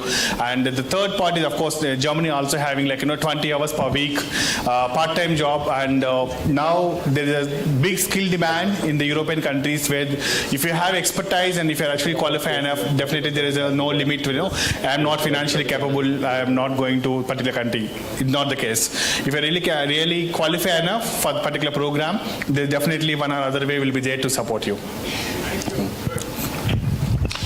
From the perspective in Canada, very recently our government increased the number of hours available to students, international students, to 40 hours per week. The same comment, obviously you come to school first, work after, but many students are able to juggle both of those elements and do succeed well. So the community has a number of positions, jobs available for those 40 hours. So it is, in my community, generally a good opportunity for students to work while they study, and more broadly in Canada, that's the case as well. Thank you. Thank you, sir. We've got some student delegates from the Curtin University, and they've been with us for a few days now. So we'd like them to share their experience as of now in the campus and the other activities that they've undergone. Can you pass on the mic, please?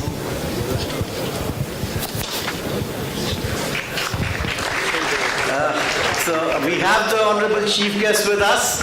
Ladies and gentlemen, big round of applause for the Honorable Chancellor, lovely Professor University. He's also the Member of Parliament in the India's upper house, the Rajya Sabha.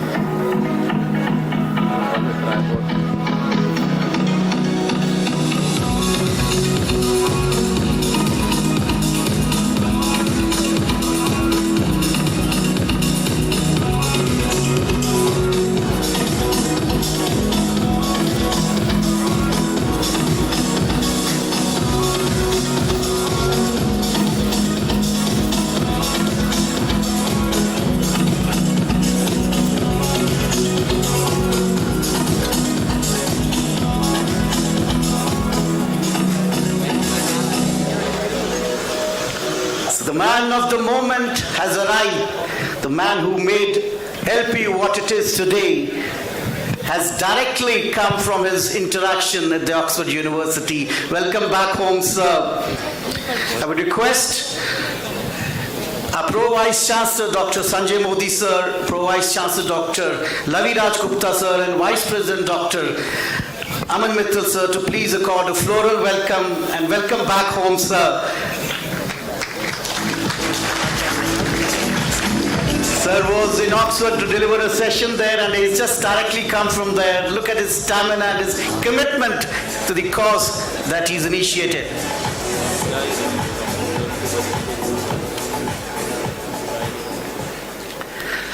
So ladies and gentlemen, it's always a pleasure and a privilege to introduce this eminent personality who has reinforced his own personal values through his work that is true to his own ethical beliefs. Dr. Ashok Mittal distinguishes himself as a dynamic visionary who has made a difference to the lives of lakhs of people around the shortest possible time, being the founder, chancellor of lovely Professor University. He's assertive and he's visionary.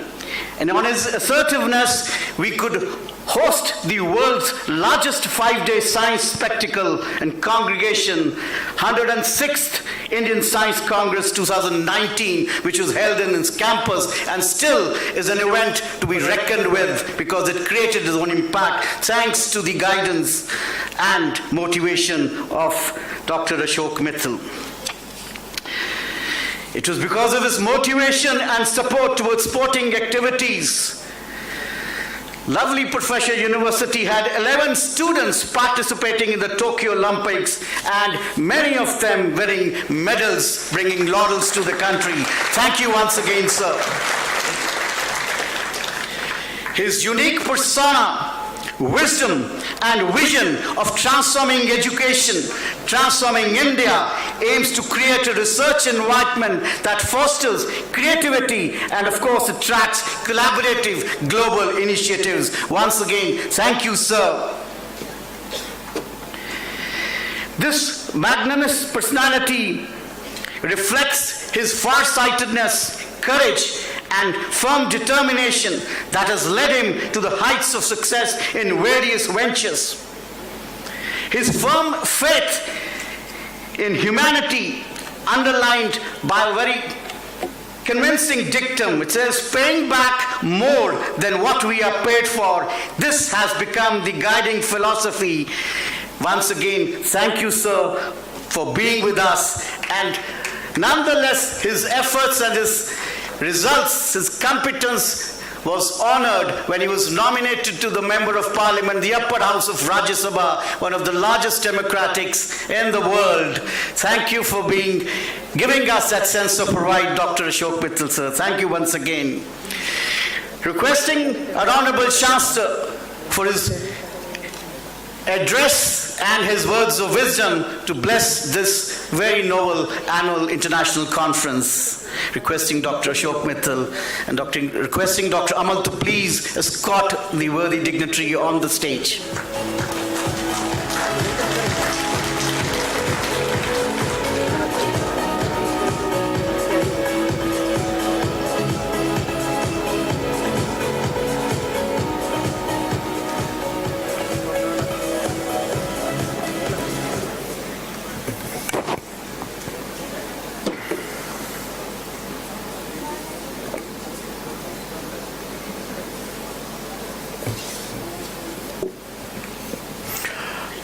Good afternoon, and I welcome to all of you at LPU campus. And I'm very happy that we have teachers, we have administrators, we have students from more than 11 countries and representing almost all continents, not only 11 countries but all continents. We have our friends from Canada, we welcome them. We have friends from South Africa. Thank you very much for visiting us. And Russia is very well represented. Thank you very much for coming here. Our very old friend. Australia, another continent. Thank you very much for visiting us, and I think we have a very strong relationship with the universities there, and I think very long relationship. Thank you very much. And I understand we have a student from Curtin University in good numbers. Australia, good. Thank you very much. USA, we have our guests from there also. Thank you very much for visiting us. Another continent. France. We have representation from Europe also. Thank you very much for coming to us. And including Germany, we have our guests. From Poland, we have our guests.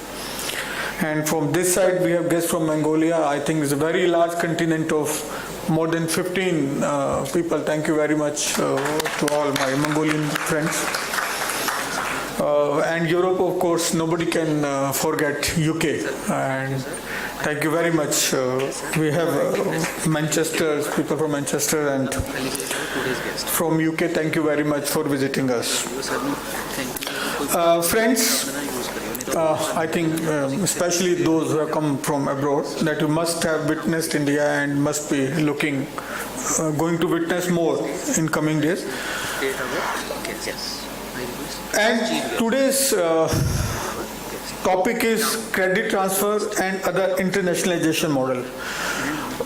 When it comes to credit transfer, I think this method of calculation of credit transfer is very old and it's going on of last 50, 60, 30, 100 years. Students from one university of one country are going to another university of other countries, and we map curricula, syllabus, and then we give credits, and then students study there and they get degree, etc. If that is the aim of this conference, it's good. But to my mind, there should be something more than this. Not just academic credit transfer. To my understanding, when we go abroad, go to different countries, what is the main purpose behind that? Is the purpose to get a degree of that country, of a particular university of that country? Is that the purpose?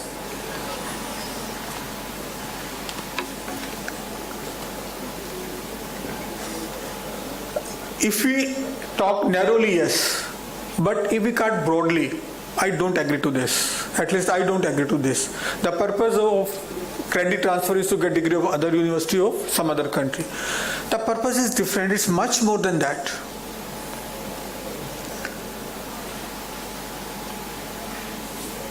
Purpose is see credit transfer, I think the first word which comes to my mind is the cultural transfer. Okay, we are transferring our culture to that country and understanding their culture too, and bring it back to our country when we come back. So that is one of the purposes of credit transfer, so that we can learn the culture of different countries and we can spread the culture of our country to those countries.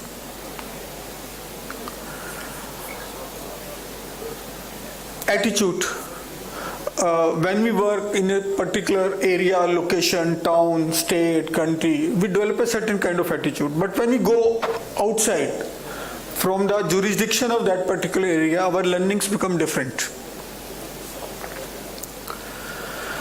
What should be the attitude, your attitude or one's attitude in that country to survive will be different from the attitude you need in this country to survive or at one location to survive. So are we developing that attitude when we go there? That is the purpose of credit transfer, that we are learning new attitude. Another thing to my mind, credit transfer is the diversity. Generally, when we study in one country, generally, we have a local students, means host students of our country or our state or our district. But when we go abroad, we come across with the students of that country and students of many other countries who are studying in that country. So the diversity we enjoy there, we learn from the diversity. And that learning helps us, and that learning is a real credit transfer.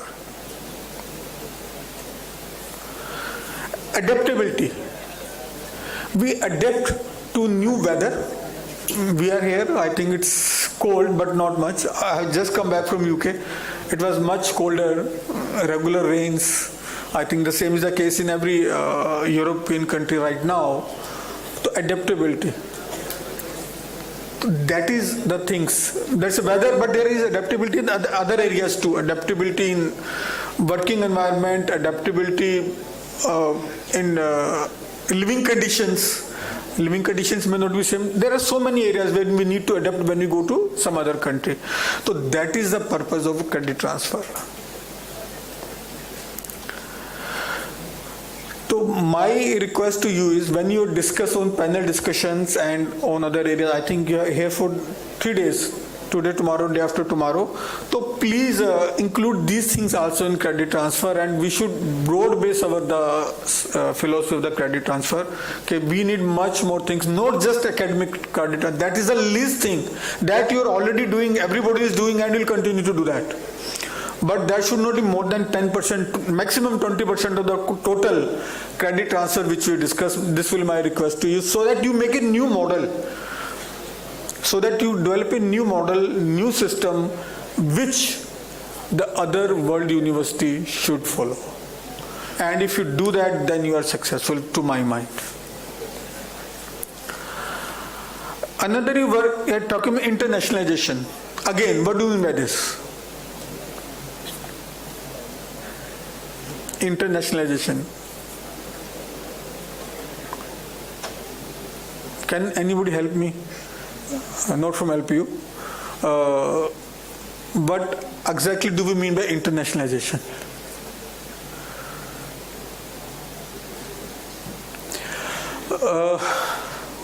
Okay, so let me share my ideas on this, and I may request you to work on this also. Education system which is going on today worldwide is thousands and thousands years old. Oxford University is around 1,000 years old. Takshashila University, Nalanda universities, which were in India, 1000 BC, means they are 3,000 years old. And Gurukul system, Indian Gurukul system, or system anywhere in the world, where a teacher or guru is on one side and students are on the other side. Teacher is narrating, students are listening. This is going on for thousands and thousands of years, and the same method is still going on. And what do? Evaluate students after that. Whatever is transmitted to students in this classroom environment, we put them to exam after 3 months, 6 months, and they write the exams and they pass it and they get the degree. Am I correct? This is the system. So should we allow, should we continue with the system or do something different? In my mind, if we do something different, and what different that I will share, that should be the real internationalization. What should be the different? The education that makes you not employable, makes you ready from the day one to face the challenges of the industry, the challenges of the career you are going to choose, face the challenges of the profession you are going to choose, challenges of the businesses you are going to enter into. That should be the real education. We have worldwide very good system in medical education.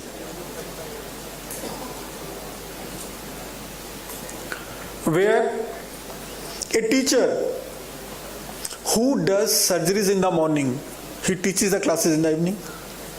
A student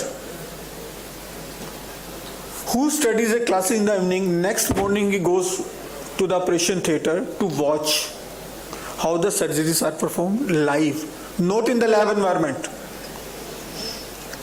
live, in real environment. And after second year of his degree program, he himself starts performing some small surgeries, small stitches, etc. And when he passes out after 4 and 5 years, 6 years, so he is a good practitioner and good surgeon. The system, its existence in medical education, why can't we take this system to other forms of education too?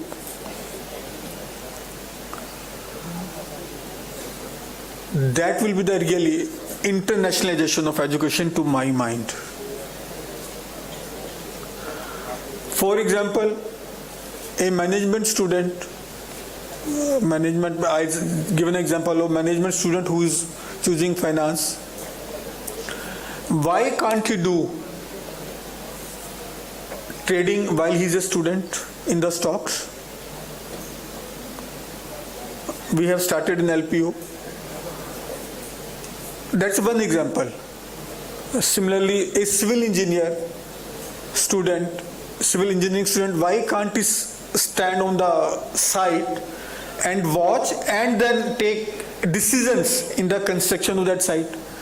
Why can an architect makes drawings and which are executed there and then wherever possible? Fine art students makes paintings. Not only make paint, he should sell it in the open market, and there are so many websites. And you can get the same kind of examples and method of working in every education. So why can't you do that? If we do that, to my mind, that will be the real internationalization of education, so that you are doing it practical, and wherever you go in the world, you will be able to be effective and contribute directly to the industry, to the profession, to the business. So that is my understanding of internationalization, and I again request the delegates sitting over here to consider my point, and you can help us and help the world develop something different, develop something new in this area. Then it's certainly be contribution to the education, and in India we say seva. That will be the real worship to education. Okay, that's the way we can teach our students, we can help our students, that when they come out, when they move out from the corridors of their colleges, universities, classes, they should be one who can contribute from the day one when they pass out. So these are my two requests to take, one on the credit transfer and second on the internationalization education. With this, I again welcome all delegates. administrators, teachers, students to LPU campus, and I expect that we will be able to create something new, something unique, something innovative, something creative, which can directly help education sector to change. If we do not, then we are not doing the good service to the education sector. And thank you very much and welcome again. Thank you, sir. May I request you to please grace the center of the stage for the felicitation of our guest of the day, and requesting our Pro Vice Chancellor, sir, and Dr. Aman Mittal to please accompany sir on stage for the felicitation ceremony. As I read out the names, I request the guests to please come on stage.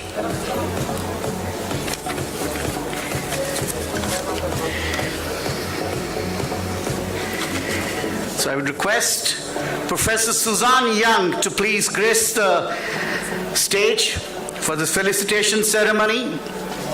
Professor Suzanne Young.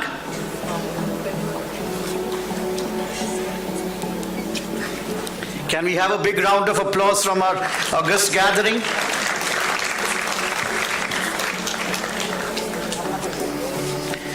Next we have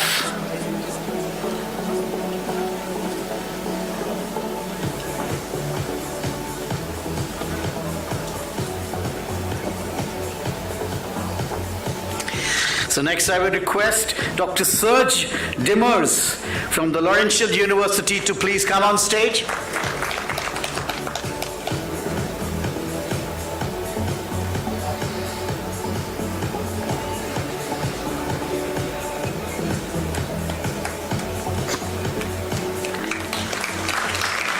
Dr. Serge on stage. And next, I would like to request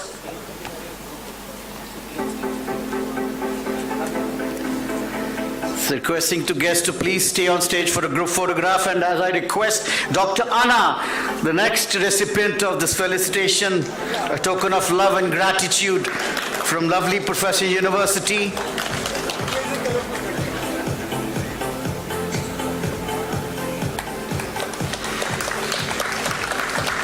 Dr. Anna to please come on stage.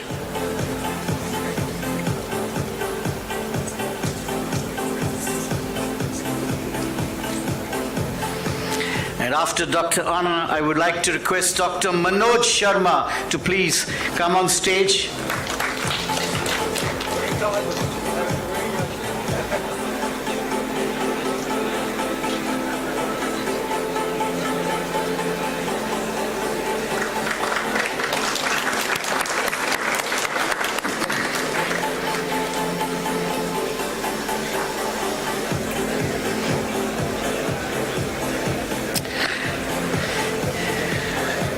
After Dr. Manoj Sharma, we have Dr. Tatiana. Please grace the stage.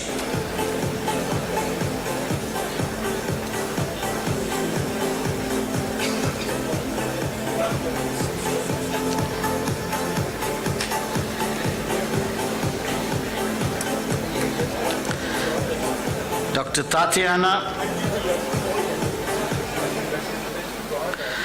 And requesting all the guests to please step on the stairs from the right side. Clapping. Dr. N.B. Nanpalamni, sir, from the University of Wenda, please come on stage. And can we continue the round of applause, please? The guests are requested to enter the stage from the right side stairs. Next we have Mr. Matthew Greenberg, sir. Please come on stage.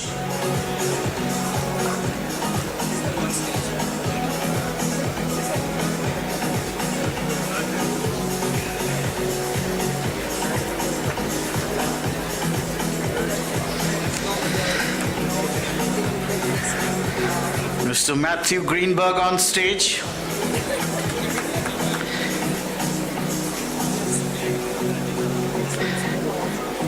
And after Mr. Matthews, can I request Mr. Alok Singh to please come on stage?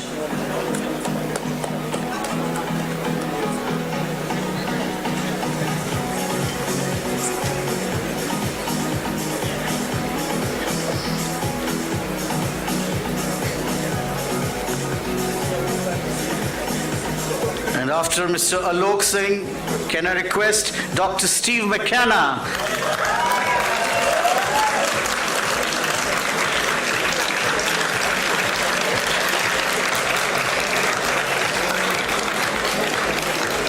We can see how popular Dr. Steve is. Thanks to the students of Curtin University who are already with us.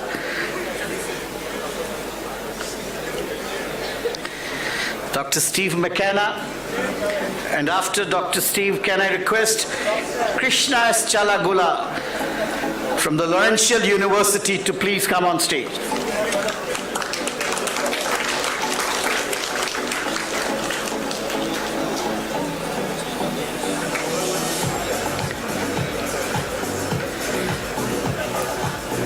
Krishna sir on stage, and after, can I request Miss Riddhi Gosar to please come on stage.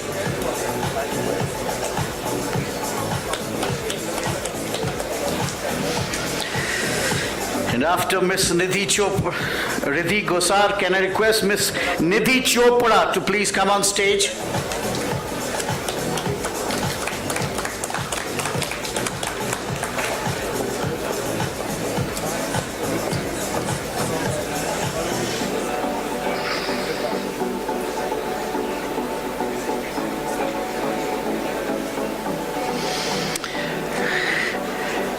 Miss Nidhi to come on stage, and after Miss Nidhi, Professor Amod Bhatt to please come on stage.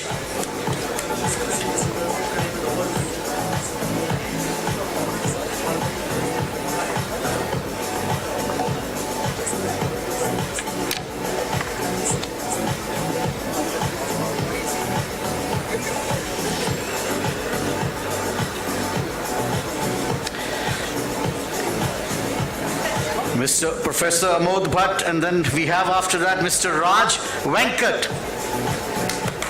Mr. Raj Venkat to please come on stage.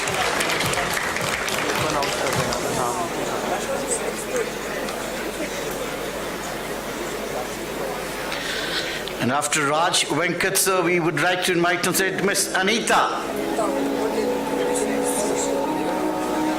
Dr. Anita.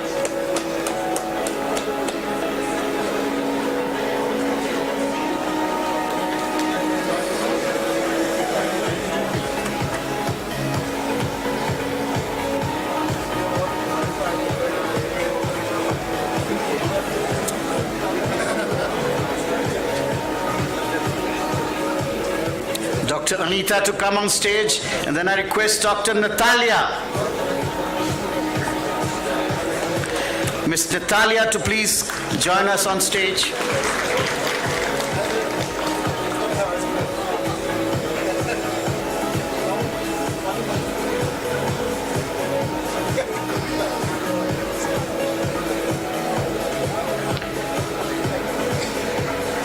Miss Natalia, and after her, I would like to request Mr. David to please come on stage.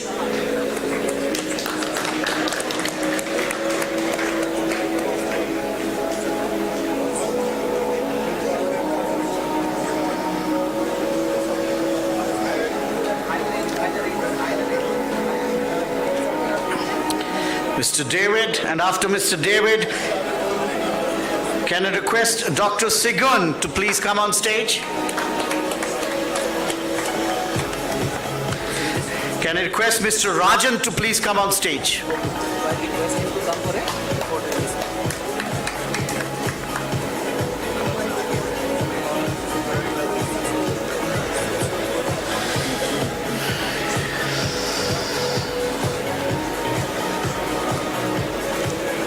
And after Mr. Rajan, I would like to request Dr. Ekaterina to please join us on stage.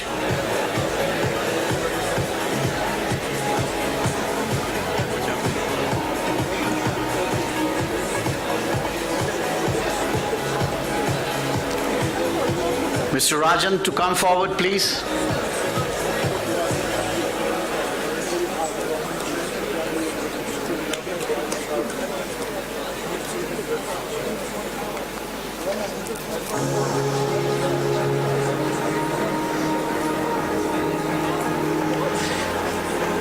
Dr. Ekaterina to please come on stage.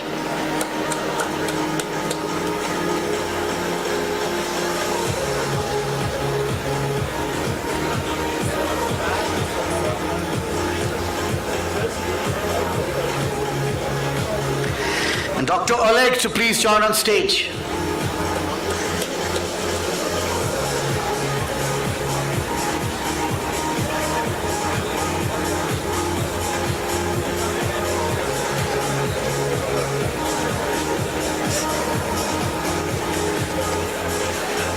Yeah, we have one more guest.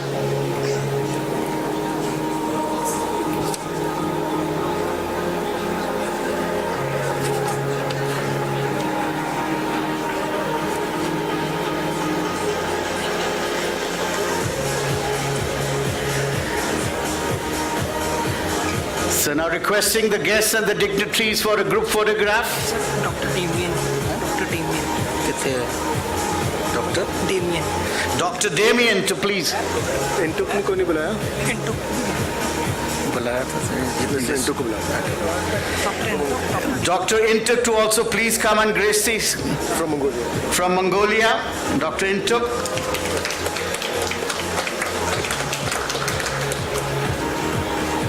और कौन बचा? ये कौन है? ये कौन है? बस हो गए. ये कौन? डॉक्टर डेमियन है, आपने बोल दिया. Dr. Damien's.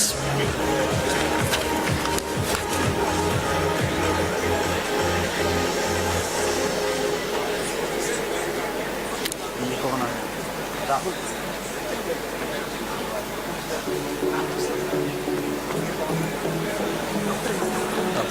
ये जो सामने. हाँ जी. ये डॉक्टर इंटुक. ये जो भी जिनको रजिस्ट्रेशन हो गया वो डॉक्टर डेमियन है, वो doctor इंटुक.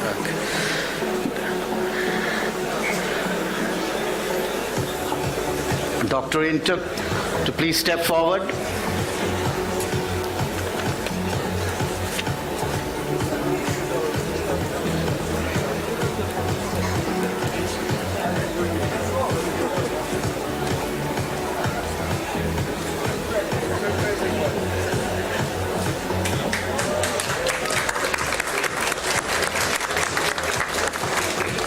So can we have a group picture now with the chief guest?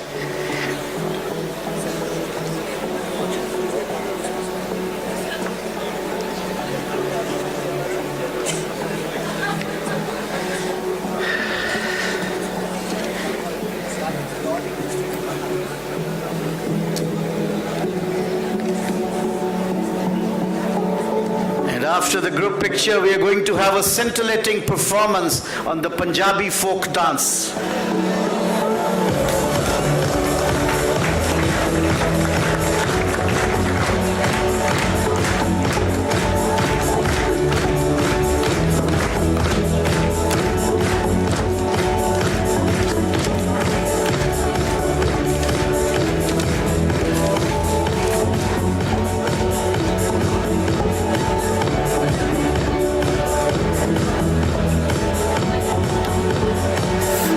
So now for that thrilling performance on Punjabi folk dance, can I invite my colleague Sahas Ramal on stage for the further proceedings. And thank you, ladies and gentlemen.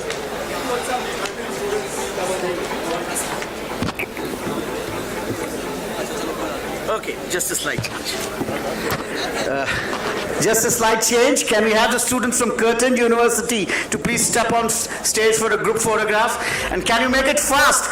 10 seconds is all that we have. 1, 2. And then Mongolian delegation. And after that, we'll have the Mongolian delegation. Again, you've got 9 seconds.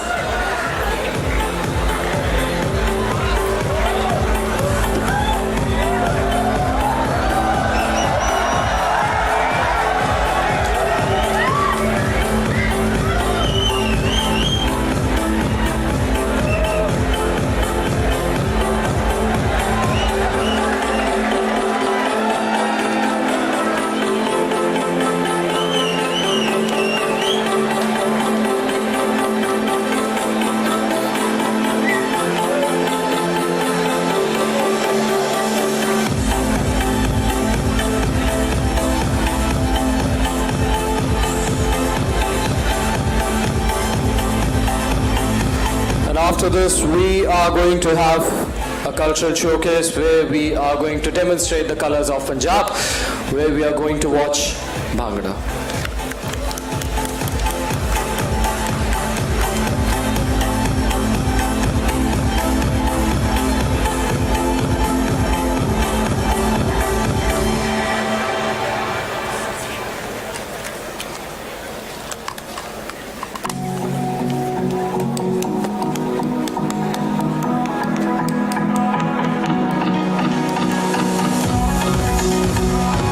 Thank you, ladies and gentlemen. Over to Sahas.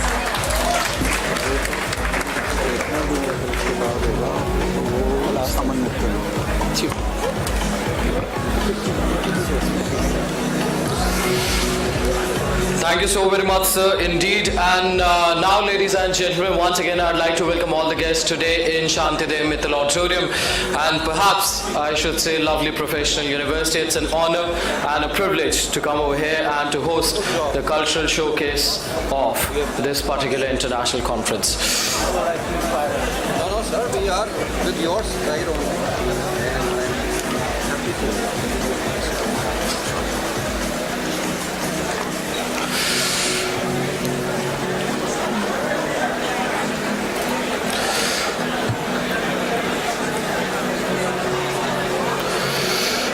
Alright, so to all the people who are going to watch the cultural showcase, let me tell you something about the next Punjabi folk that we are going to have. First, we are going to have Jhumar, which is also called as Kumbar in Sandalbar area. It's a lively form of music and dance that originated in the Multan and Balochistan, also thrived in Sandalbar areas of Punjab. It is slower and more rhythmic form. The word Jhumar comes from Jhoom, which means swaying. The songs evoke a quality which reminds of swaying through the content of these songs, as they are usually emotional and in the form of love. Then we are going to have Dandas. Dandas as a dance form originated in Multan, and the word Dandas comes from Dandu, which just means a stick. And apparently both the boys and girls can participate in this particular joyous dance form. After that, we are going to have Luddi, which is a traditional folk dance of Punjab, where it is performed in circles by both men and women while clicking their fingers and clapping hands, jumps and half turns. Luddi is popular in both eastern India and western Pakistan, Punjab. Luddi can be performed in pairs or in groups on teams of poles and Chennai. Bhangra was mainly done by Punjabi farmers during the harvesting season. It was mainly performed while farmers did agriculture chores. As they did each farming activity, they would perform Bhangra spots and Bhangra moves on the spot. This allowed them to finish the job in a pleasurable way. And now, I guess, ladies and gentlemen,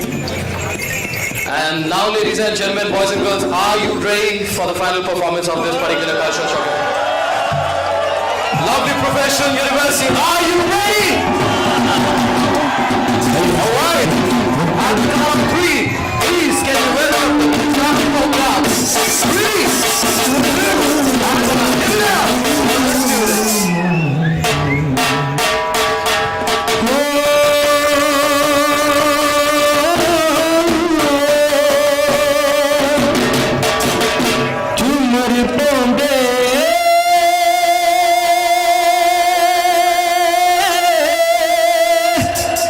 Khushi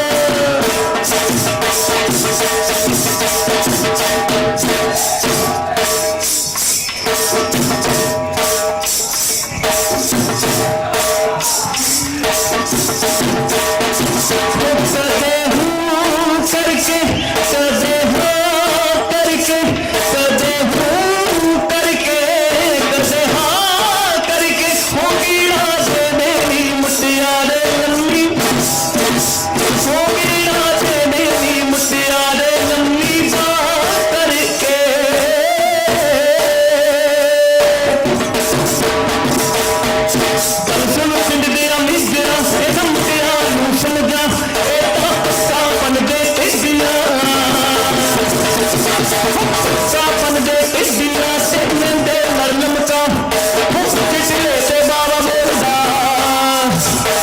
जिसले से बाबा बोलदा हेठ लगे दरिया खैर मां बदला बन के चा सोने बदला बन के चा खैर मां बदला बन के चा तड़ी के नैन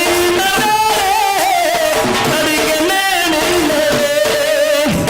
रांझे मछियां चराइयां हो रांझे मछियां चराइयां बेड़ी ले के निखरे तड़ी के नैन नवे हो तड़ी के नैन नवे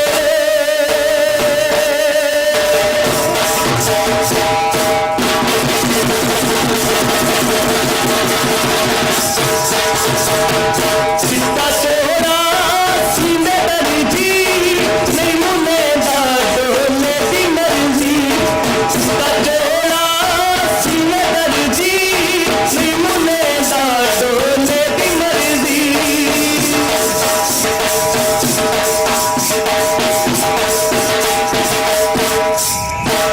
सीता चोरा तकिलारी छुट्टी निकली से मेरी यारी सीता चोरा तकिलारी छुट्टी निकली से मेरी यारी सीता चोरा मैं दर्दी नहीं मुने दादो मेरी मर्जी सीता चोरा मैं थाम रखतो मैं चिडोला मेरी जान रखतो सीता चोला मैं थाम रखतो मैं चिडोला मेरी जान रखतो सीता चोला मैं दर्दी नहीं मुने दादो मेरी मर्जी नहीं मुने दादो मेरी मर्जी नहीं मुने दादो मेरी मर्जी नहीं मुने दादो मेरी मर्जी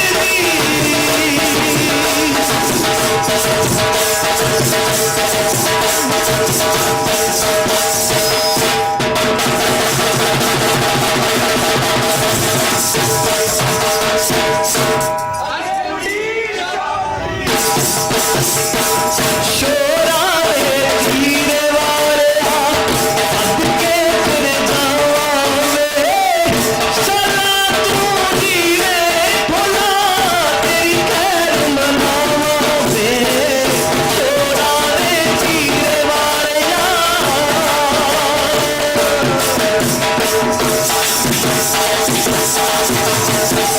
अपने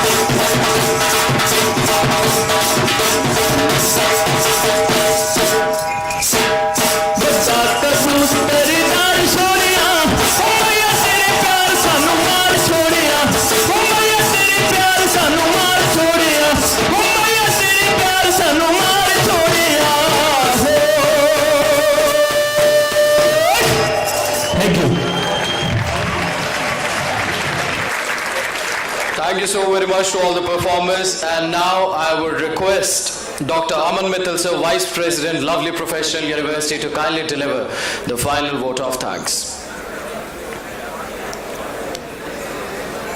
Off to you, sir.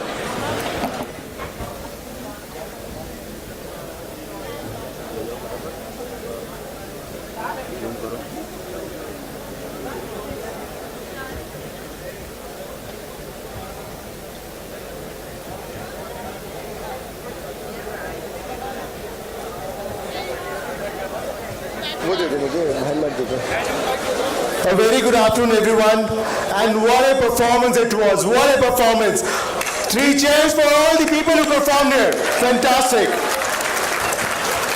No, it is a very big day for us as we hosted the first edition of the Global Summit, which has a huge turnout. More than 50 participants from 25 institutions and universities are participating in this summit. This is a huge success in itself, and thank you for coming in, all the delegates. It's a pleasure to have you here. On behalf of the university, I express my heartfelt gratitude to all the participants of AICGS at the LP campus. I would like to thank you for being a part of this global summit. The importance of the summit can be gathered from the numerous remarks that have been made at the by the various delegation here. During the welcome remark, I mentioned, though this is the first summit, but it's not going to be the last summit. We'll ensure that this summit is going to continue for years to come. And again, I'm telling you, reminding you, mark 3rd Monday of November of every year, and we request all of you to be part of this summit, which will be bigger each year as we go. So I want to thank the leadership team at LPU for having faith in the international affairs in organizing this summit.